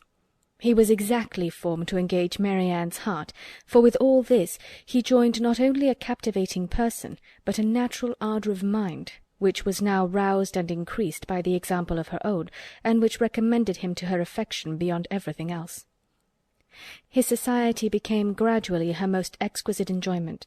They read, they talked, they sang together. His musical talents were considerable, and he read with all the sensibility and spirit which Edward had unfortunately wanted. In Mrs. Dashwood's estimation he was as faultless as in Marianne's, and Elinor saw nothing to censure in him but a propensity, in which he strongly resembled and peculiarly delighted her sister, of saying too much what he thought on every occasion, without attention to persons or circumstances. In hastily forming and giving his opinion of other people, in sacrificing general politeness to the enjoyment of undivided attention where his heart was engaged, and in slighting too easily the forms of worldly propriety, he displayed a want of caution which Elinor could not approve, in spite of all that he and Marianne could say in its support. Marianne began now to perceive that the desperation which had seized her at 16½ of ever seeing a man who could satisfy her ideas of perfection had been rash and unjustifiable. Willoughby was all that her fancy had delineated in that unhappy hour, and in every brighter period, as capable of attaching her, and his behaviour declared his wishes to be in that respect as earnest as his abilities were strong. Her mother, too, in whose mind not one speculative thought of their marriage had been raised, by his prospect of riches, was led before the end of a week to hope and expect it, and secretly to congratulate herself on having gained 2 such sons-in-law as Edward and Willoughby. Colonel Brandon's partiality for Marianne, which had so early been discovered by his friends, now first became perceptible to Elinor, when it ceased to be noticed by them. Their attention and wit were drawn off to his more fortunate rival, and the raillery which the other had incurred before any partiality arose, was removed when his feelings began really to call for the ridicule so justly annexed to sensibility. Elinor was obliged, though unwillingly, to believe that the sentiments which Mrs. Jennings had assigned him for her own satisfaction were now actually excited by her sister, and that however a general resemblance of disposition between the parties might forward the affection of Mr. Willoughby, an equally striking opposition of character was no hindrance to the regard of Colonel Brandon. She saw it with concern, for what could a silent man of 35 hope when opposed to a very lively one of 25? And as she could not even wish him successful, she heartily wished him indifferent. She liked him. In spite of his gravity and reserve, she beheld in him an object of interest. His manners, though serious, were mild, and his reserve appeared rather the result of some oppression of spirits than of any natural gloominess of temper. Sir John had dropped hints of past injuries and disappointments, which justified her belief of his being an unfortunate man, and she regarded him with respect and compassion. Perhaps she pitied and esteemed him the more because he was slighted by Willoughby and Marianne, who, prejudiced against him for being neither lively nor young, seemed resolved to undervalue his merits. "Brandon is just the kind of man," said Willoughby one day, when they were talking of him together, "whom everybody speaks well of, and nobody cares about, whom all are delighted to see, and nobody remembers to talk to." "That is exactly what I think of him," cried Marianne. "Do not boast of it, however," said Elinor, "for it is injustice in both of you. He is highly esteemed by all the family at the Park, and I never see him myself without taking pains to converse with him." "That he is patronized by you," replied Willoughby, "is certainly in his favour. But as for the esteem of the others, it is a reproach in itself. Who would submit to the indignity of being approved by such a woman as Lady Middleton and Mrs. Jennings, that could command the indifference of anybody else?" "But perhaps the abuse of such people as yourself and Marianne will make amends for the regard of Lady Middleton and her mother. If their praise is censure, your censure may be praise, for they are not more undiscerning than you are prejudiced and unjust." "In defence of your protégé, you can even be saucy." "My protégé, as you call him, is a sensible man, and sense will always have attractions for me. Yes, Marianne, even in a man between 30 and 40, he has seen a great deal of the world, has been abroad, has read, and has a thinking mind. I have found him capable of giving me much information on various subjects, and he has always answered my inquiries with readiness of good breeding and good nature." "That is to say," cried Marianne contemptuously, "he has told you that in the East Indies the climate is hot, and the mosquitoes are troublesome." "He would have told me so, I doubt not, had I made any such inquiries, but they happened to be points on which I had been previously informed." "Perhaps," said Willoughby, "his observations may have extended to the existence of nabobs, gold moors, and palanquins." "I may venture to say that his observations have stretched much further than your candour. But why should you dislike him?" "I do not dislike him. I consider him, on the contrary, as a very respectable man, who has everybody's good word, and nobody's notice, who has more money than he can spend, more time than he knows how to employ, and 2 new coats every year." "Add to which," cried Marianne, "he has neither genius, taste, nor spirit; that his understanding has no brilliancy, his feelings no ardour, and his voice no expression." "You decide on his imperfections so much in the mass," replied Elinor, "and so much on the strength of your own imagination, that the commendation I am able to give of him is comparatively cold and insipid. I can only pronounce him to be a sensible man, well bred, well informed, of gentle address, and, I believe, possessing an amiable heart." "Miss Dashwood," cried Willoughby, "you are now using me unkindly. You are endeavouring to disarm me by reason, and to convince me against my will.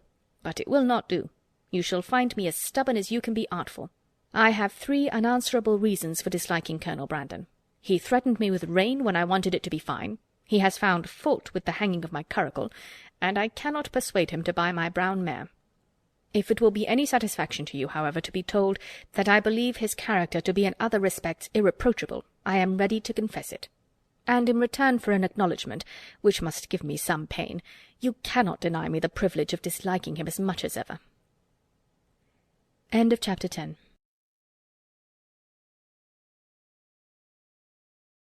Chapter 11 of Sense and Sensibility by Jane Austen.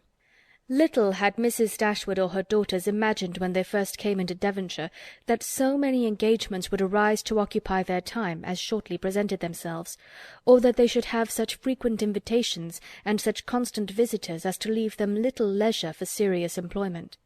Yet such was the case. When Marianne was recovered, the schemes of amusement at home and abroad, which Sir John had been previously forming, were put into execution. The private balls at the Park then began, and parties on the water were made and accomplished as often as a showery October would allow.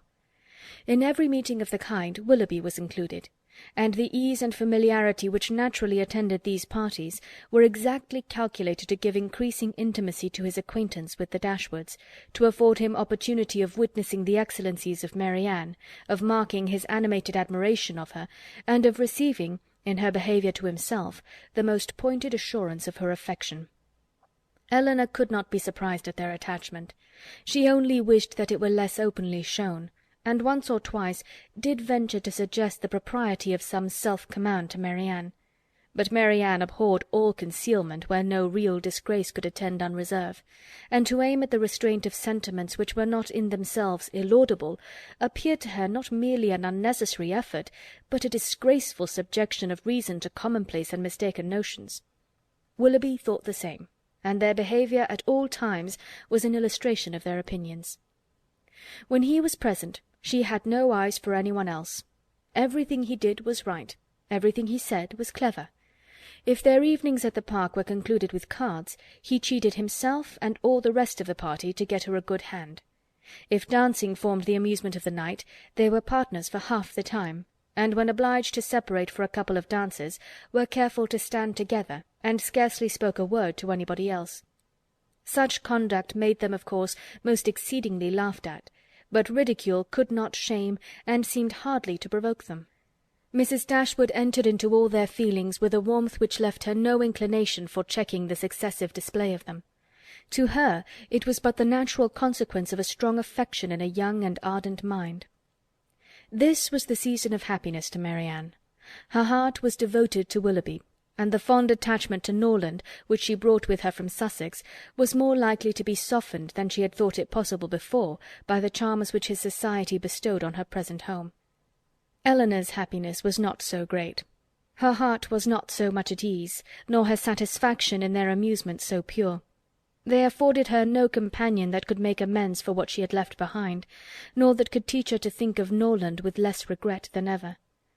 Neither Lady Middleton nor Mrs. Jennings could supply to her the conversation she missed, although the latter was an everlasting talker, and from the first had regarded her with a kindness which ensured her a large share of her discourse.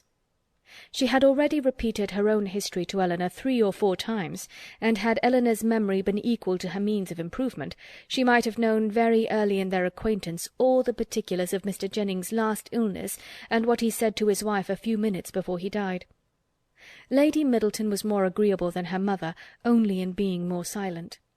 Elinor needed little observation to perceive that her reserve was a mere calmness of manner with which sense had nothing to do. Towards her husband and mother she was the same as to them, and intimacy was therefore neither to be looked for nor desired. She had nothing to say one day that she had not said the day before. Her insipidity was invariable, for even her spirits were always the same, and though she did not oppose the parties arranged by her husband, provided everything were conducted in style and her 2 eldest children attended her, she never appeared to receive more enjoyment from them than she might have experienced in sitting at home, and so little did her presence add to the pleasure of the others by any share in their conversation, that they were sometimes only reminded of her being amongst them by her solicitude about her troublesome boys. In Colonel Brandon alone, of all her new acquaintance, did Elinor find a person who could in any degree claim the respect of abilities, excite the interest of friendship, or give pleasure as a companion. Willoughby was out of the question. Her admiration and regard, even her sisterly regard, was all his own, but he was a lover, his attentions were wholly Marianne's, and a far less agreeable man might have been more generally pleasing. Colonel Brandon, unfortunately for himself, had no such encouragement to think only of Marianne, and in conversing with Elinor he found the greatest consolation for the indifference of her sister. Elinor's compassion for him increased, as she had reason to suspect that the misery of disappointed love had already been known to him. This suspicion was given by some words which accidentally dropped from him one evening at the park, when they were sitting down together by mutual consent, while the others were dancing. His eyes were fixed on Marianne, and after a silence of some minutes he said, with a faint smile, "Your sister, I understand, does not approve of second attachments." "No," replied Elinor, "her opinions are all romantic." "Or rather, as I believe, she considers them impossible to exist." "I believe she does. But how she contrives it without reflecting on the character of her own father, who had himself 2 wives, I know not. A few years, however, will settle her opinions on the reasonable basis of common sense and observation, and then they may be more easy to define and to justify than they now are by anybody but herself. "This will probably be the case," he replied, "and yet there is something so amiable in the prejudices of a young mind that one is sorry to see them give way to the reception of more general opinions." "I cannot agree with you there," said Elinor. "There are inconveniences attending such feelings as Marianne's, which all the charms of enthusiasm and ignorance of the world cannot atone for. Her systems have all the unfortunate tendency of setting propriety at naught, and a better acquaintance with the world is what I look forward to as her greatest possible advantage." After a short pause he resumed the conversation by saying, "Does your sister make no distinction in her objections against a second attachment? Or is it equally criminal in everybody? Are those who have been disappointed in their first choice, whether from the inconsistency of its object or the perverseness of circumstances, to be equally indifferent during the rest of their lives?" "Upon my word, I am not acquainted with the minutiae of her principles. I only know that I have never yet heard her admit any instance of a second attachment's being pardonable." "This," said he, "cannot hold. But a total change of sentiments— No, no, do not desire it. For when the romantic refinements of a young mind are obliged to give way, how frequently are they succeeded by such opinions as are but too common and too dangerous. I speak from experience. I once knew a lady who, in temper and mind, greatly resembled your sister, who thought and judged like her, but who, from an enforced change, from a series of unfortunate circumstances—" Here he stopped suddenly, appeared to think that he had said too much, and by his countenance gave rise to conjectures which might not otherwise have entered Elinor's head. The lady would probably have passed without suspicion, had he not convinced Miss Dashwood that what concerned her ought not to escape his lips. As it was, it required but a slight effort of fancy to connect his emotion with the tender recollection of past regard.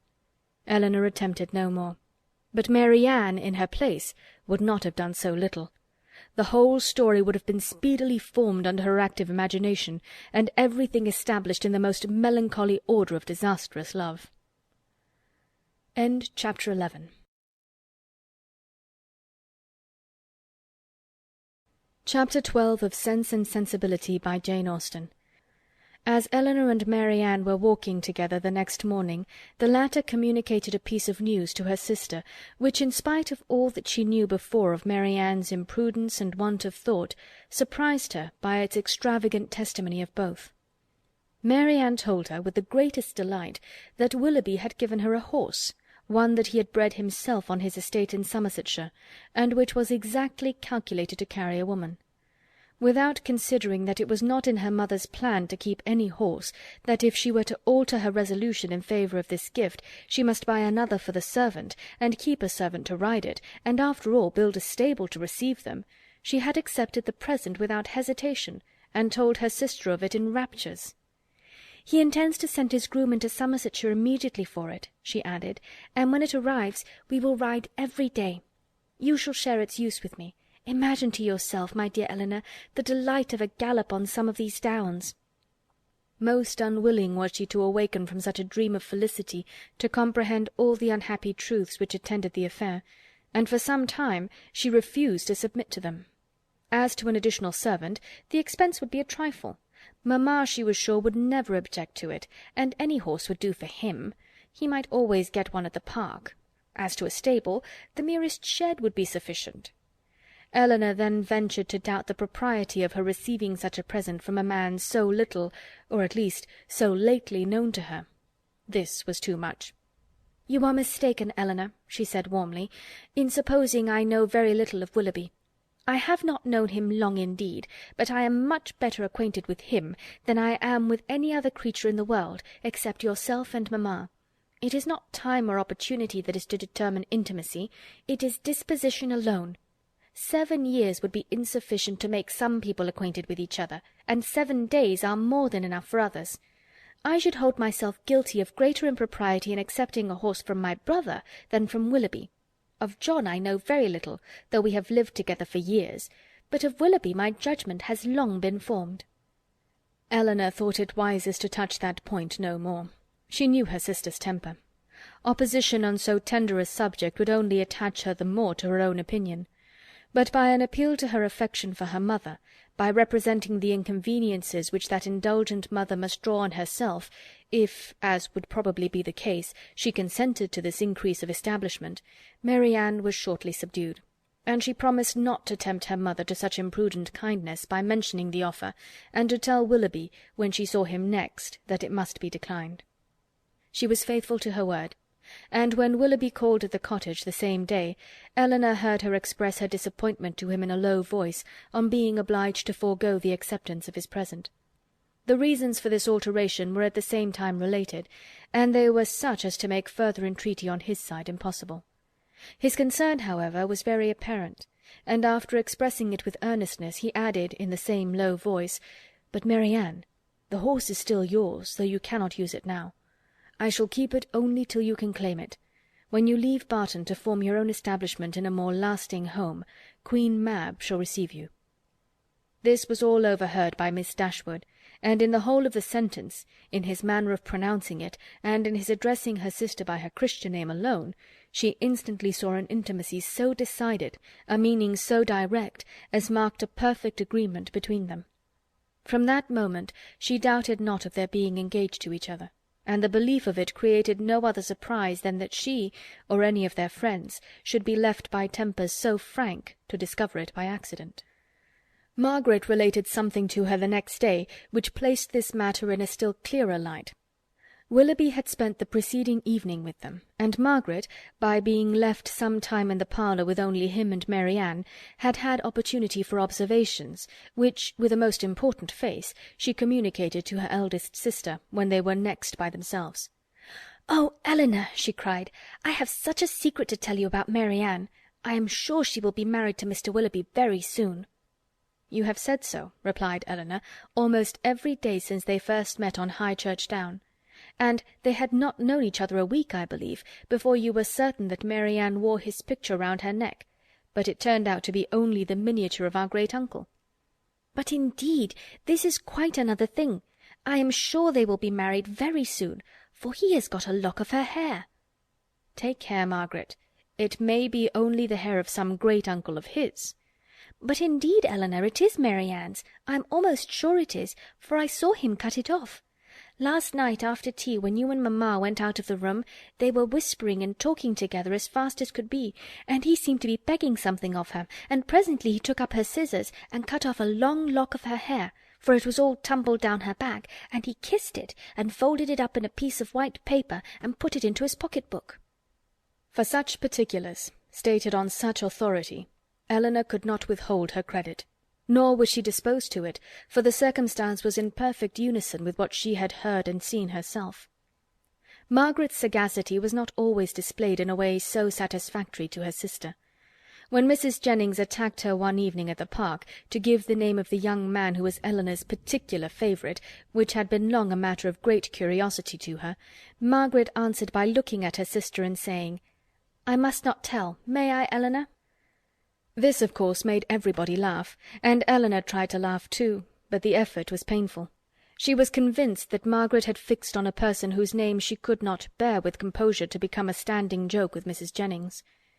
Mary Ann felt for her most sincerely, but she did more harm than good to the cause by turning very red and saying in an angry manner to Margaret, "Remember that whatever your conjectures may be, you have no right to repeat them." "I never had any conjectures about it," replied Margaret. "It was you who told me of it yourself." This increased the mirth of the company, and Margaret was eagerly pressed to say something more. "Oh, pray, Miss Margaret, let us know all about it," said Mrs. Jennings. "What is the gentleman's name?" "I must not tell, ma'am, but I know very well what it is, and I know where he is too." "Yes, yes, we can guess where he is. At his own house at Norland, to be sure. He is the curate of the parish, I dare say." "No, that he is not. He is of no profession at all." "Margaret," said Mary Ann with great warmth, "you know that all this is an invention of your own, and that there is no such person in existence." "Well, then he is lately dead, Marianne, for I am sure there was such a man once, and his name begins with an F." Most grateful did Elinor feel to Lady Middleton for observing at this moment that it rained very hard, though she believed the interruption to proceed less from any attention to her than from her ladyship's great dislike of all such inelegant subjects of raillery as delighted her husband and mother. The idea, however, started by her, was immediately pursued by Colonel Brandon, who was on every occasion mindful of the feelings of others, and much was said on the subject of rain by both of them. Willoughby opened the pianoforte, and asked Marianne to sit down to it, and thus, amidst the various endeavours of different people to quit the topic, it fell to the ground. But not so easily did Elinor recover from the alarm into which it had thrown her. A party was formed this evening for going on the following day to see a very fine place, about 12 miles from Barton, belonging to a brother-in-law of Colonel Brandon, without whose interest it could not be seen, as the proprietor, who was then abroad, had left strict orders on that head. The grounds were declared to be highly beautiful, and Sir John, who was particularly warm in their praise, might be allowed to be a tolerable judge, for he had formed parties to visit them at least twice every summer for the last 10 years. They contained a noble piece of water, a sail on which was to form a great part of the morning's amusement. Cold provisions were to be taken, open carriages only to be employed, and everything conducted in the usual style of a complete party of pleasure. To some few of the company it appeared rather a bold undertaking, considering the time of year, and that it had rained every day for the last fortnight, and Mrs. Dashwood, who had already a cold, was persuaded by Elinor to stay at home. End of chapter 12.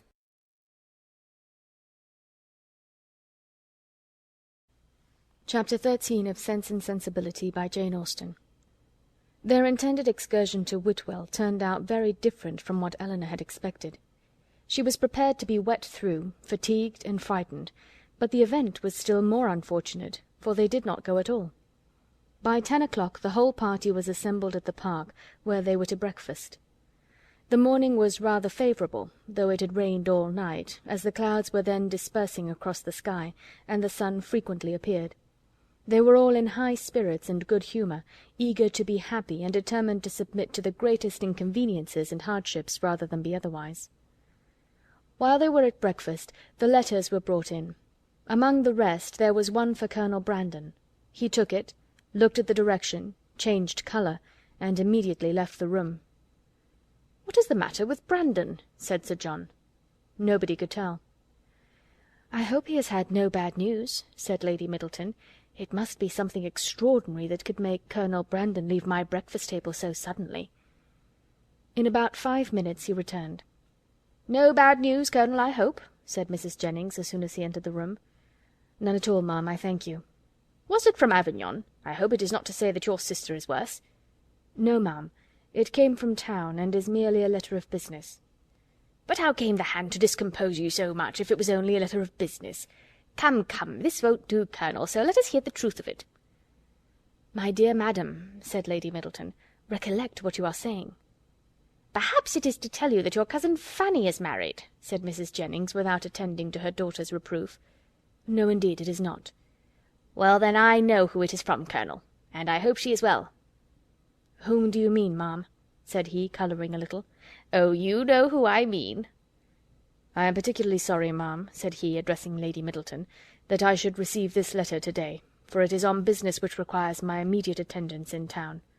"In town!" cried Mrs. Jennings. "What can you have to do in town in this time of year?" "My own loss is great," he continued, "in being obliged to leave so agreeable a party, but I am the more concerned, as I fear my presence is necessary to gain your admittance at Whitwell." What a blow upon them all was this! "But if you write a note to the housekeeper, Mr. Brandon," said Marianne eagerly, "will it not be sufficient?" He shook his head. "We must go," said Sir John. "It shall not be put off when we are so near it. You cannot go to town till to-morrow, Brandon, that is all." "I wish it could be so easily settled, but it is not in my power to delay my journey for 1 day."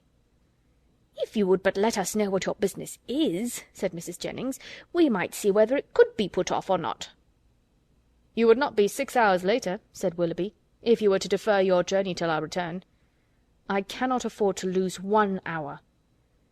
Elinor then heard Willoughby say in a low voice to Mary Ann, "There are some people who cannot bear a party of pleasure. Brandon is one of them.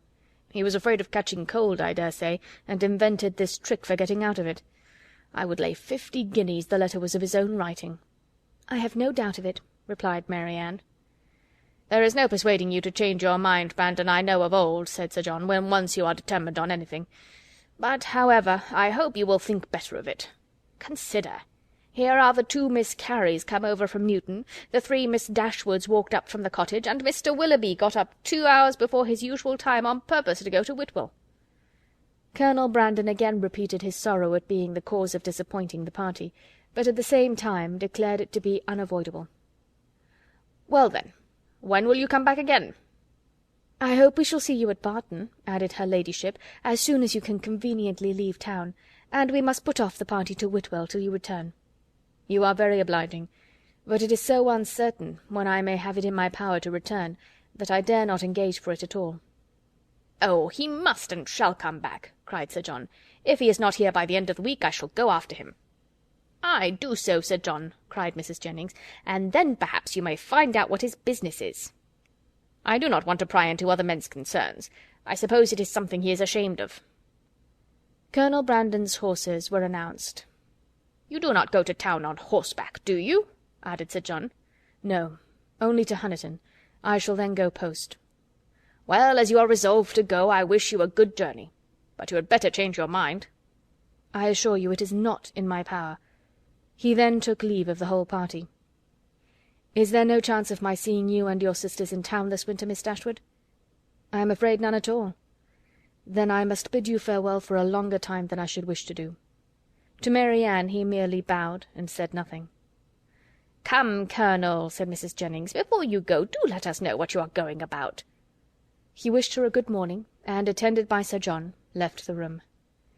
The complaints and lamentations which politeness had hitherto restrained now burst forth universally, and they all agreed again and again how provoking it was to be so disappointed. "I can guess what his business is, however," said Mrs. Jennings exultingly. "Can you, ma'am?" said almost everybody. "Yes, it is about Miss Williams, I am sure." "And who is Miss Williams?" asked Mary Ann. "What? Do not you know who Miss Williams is? I am sure you must have heard of her before.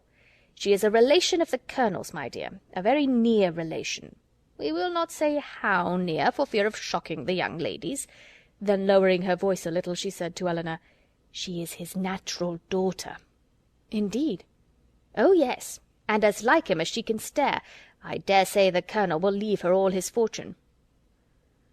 When Sir John returned, he joined most heartily in the general regret on so unfortunate an event, concluding, however, by observing that as they were all got together, they must do something by way of being happy, and after some consultation it was agreed that, although happiness could only be enjoyed at Whitwell, they might procure a tolerable composure of mind by driving about the country. The carriages were then ordered. Willoughby's was first, and Mary Ann never looked happier than when she got into it. He drove through the park very fast, and they were soon out of sight, and nothing more of them was seen till their return, which did not happen till after the return of all the rest. They both seemed delighted with their drive, but said only in general terms that they had kept in the lanes, while the others went on the downs. It was settled that there should be a dance in the evening, and that everybody should be extremely merry all day long. Some more of the Careys came to dinner, and they had the pleasure of sitting down nearly 20 to table, which Sir John observed with great contentment. Willoughby took his usual place between the 2 elder Miss Dashwoods. Mrs. Jennings sat on Elinor's right hand, and they had not been long seated before she leant behind her and Willoughby, and said to Mary Ann, loud enough for them both to hear, "I have found you out in spite of all your tricks. I know where you spent the morning." Mary Ann coloured, and replied very hastily, "Where, pray?" "Did not you know," said Willoughby, "that we had been out in my curricle?" "Yes, yes, Mr. Impudence, I know that very well, and I was determined to find out where you had been to. I hope you like your house, Miss Mary Ann. It is a very large one, I know, and when I come to see you I hope you will have new furnished it, for it wanted it very much when I was there 6 years ago." Mary Ann turned away in great confusion. Mrs. Jennings laughed heartily, and Elinor found that in a resolution to know where they had been, she had actually made her own woman inquire of Mr. Willoughby's groom, and that she had by that method been informed that they had gone to Allenham, and spent a considerable time there in walking about the garden, and going all over the house. Elinor could hardly believe this to be true, as it seemed very unlikely that Willoughby should propose, or Marianne consent, to enter the house while Mrs. Smith was in it, with whom Marianne had not the smallest acquaintance. As soon as they had left the dining-room, Elinor inquired of her about it, and great was her surprise when she found that every circumstance related by Mrs. Jennings was perfectly true. Marianne was quite angry with her for doubting it. "Why should you imagine, Elinor, that we did not go there, or that we did not see the house? Is it not what you have often wished to do yourself?" "Yes, Marianne, but I would not go while Mrs. Smith was there, and with no other companion than Mr. Willoughby." "Mr. Willoughby, however, is the only person who can have a right to show that house, and as he went in an open carriage, it was impossible to have any other companion. I never spent a pleasanter morning in my life." "I am afraid," replied Elinor, "that the pleasantness of an employment does not always evince its propriety." "On the contrary, nothing can be a stronger proof of it, Elinor, for if there had been any real impropriety in what I did, I should have been sensible of it at the time. For we always know when we are acting wrong, and with such a conviction I could have had no pleasure." "But, my dear Marianne, as it has already exposed you to some very impertinent remarks, do you not now begin to doubt the discretion of your own conduct?" "If the impertinent remarks of Mrs. Jennings are to be the proof of impropriety in conduct, we are all offending every moment of our lives. I value not her censure any more than I should do her commendation. I am not sensible of having done anything wrong in walking over Mrs. Smith's grounds, or in seeing her house. They will one day be Mr. Willoughby's, and—" "If they were one day to be your own, Marianne, you would not be justified in what you have done." She blushed at this hint, but it was even visibly gratifying to her, and after a 10 minutes' interval of earnest thought, she came to her sister again, and said with great good humour, "Perhaps, Elinor, it was rather ill-judged in me to go to Allenham, but Mr. Willoughby wanted particularly to show me the place, and it is a charming house, I assure you. There is one remarkably pretty sitting-room upstairs, of a nice comfortable size for constant use, and with modern furniture it would be delightful. It is a corner room, and has windows on 2 sides. On one side you look across the bowling green behind the house, to a beautiful hanging wood, and on the other you have a view of the church and village, and beyond them of those fine bold hills that we have so often admired. I did not see it to advantage, for nothing could be more forlorn than the furniture. But if it were newly fitted up, a couple of £100, Willoughby says, would make it one of the pleasantest summer-rooms in England." Could Elinor have listened to her without interruption from the others, she would have described every room in the house with equal delight. Chapter 13.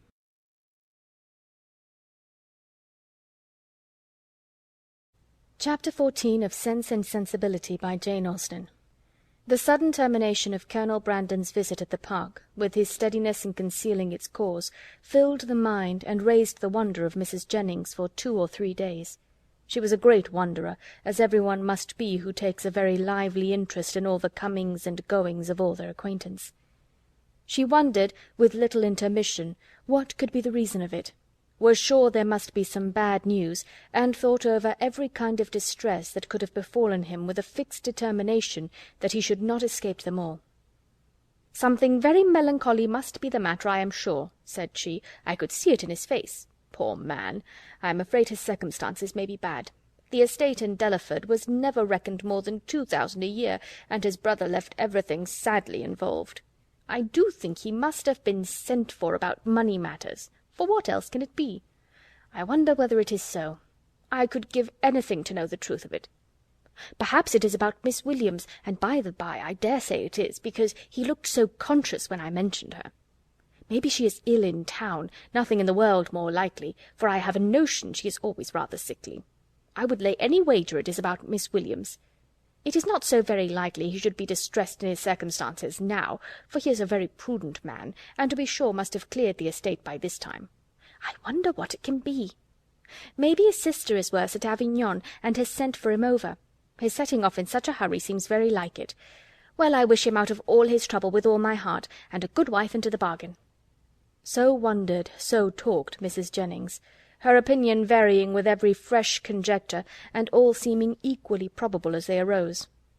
Elinor, though she felt really interested in the welfare of Colonel Brandon, could not bestow all the wonder on his going so suddenly away, which Mrs. Jennings was desirous of her feeling; for besides that the circumstance did not, in her opinion, justify such lasting amazement or variety of speculation, her wonder was otherwise disposed of.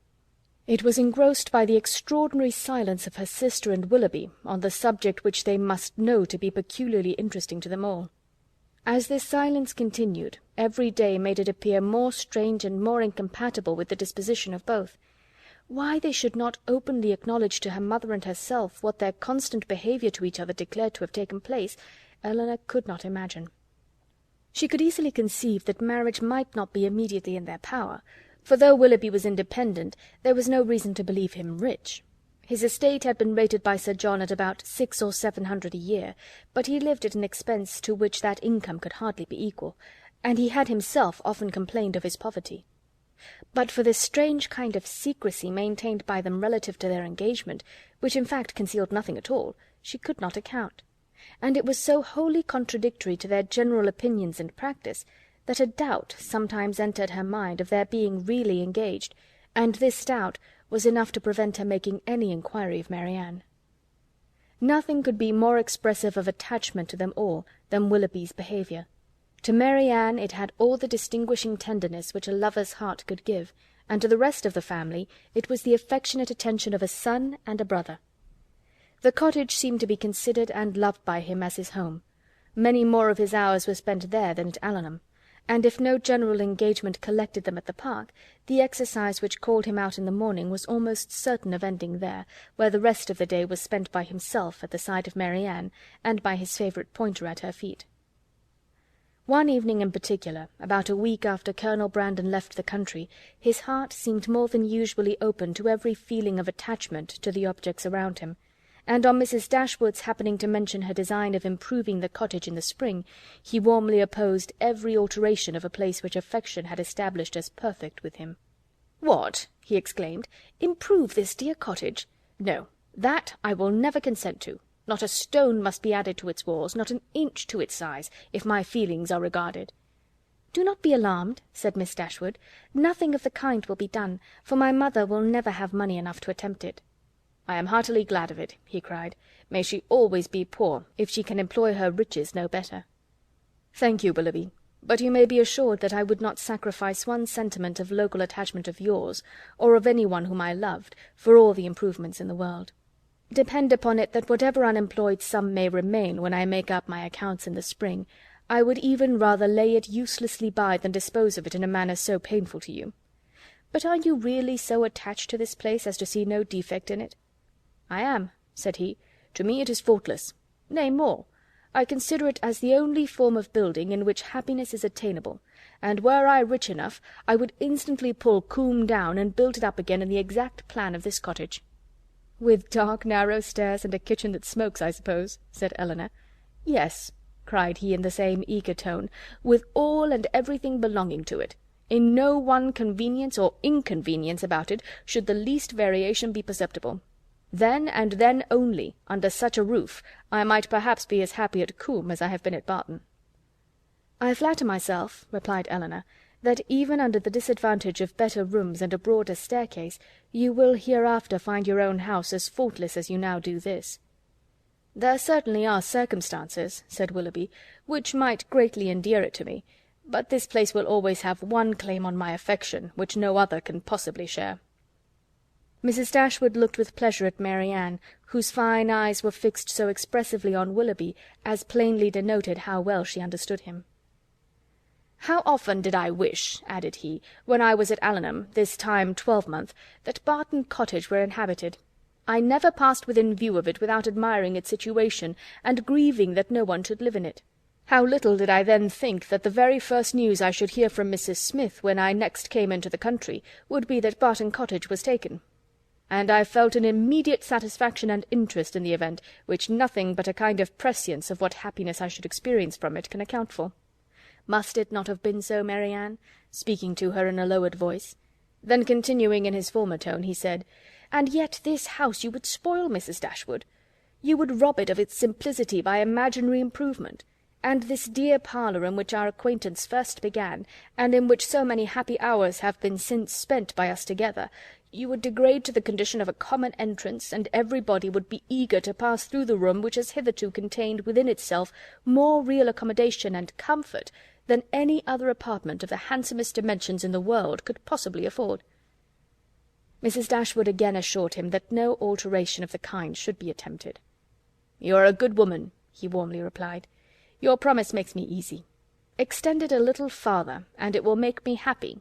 Tell me that not only your house will remain the same, but that I shall ever find you and yours as unchanged as your dwelling, and that you will always consider me with the kindness which has made everything belonging to you so dear to me." The promise was readily given, and Willoughby's behaviour during the whole of the evening declared at once his affection and happiness. "Shall we see you to-morrow to dinner?" said Mrs. Dashwood when he was leaving them. "I do not ask you to come in the morning, for we must walk to the park to call on Lady Middleton." He engaged to be with them by 4 o'clock. Chapter 14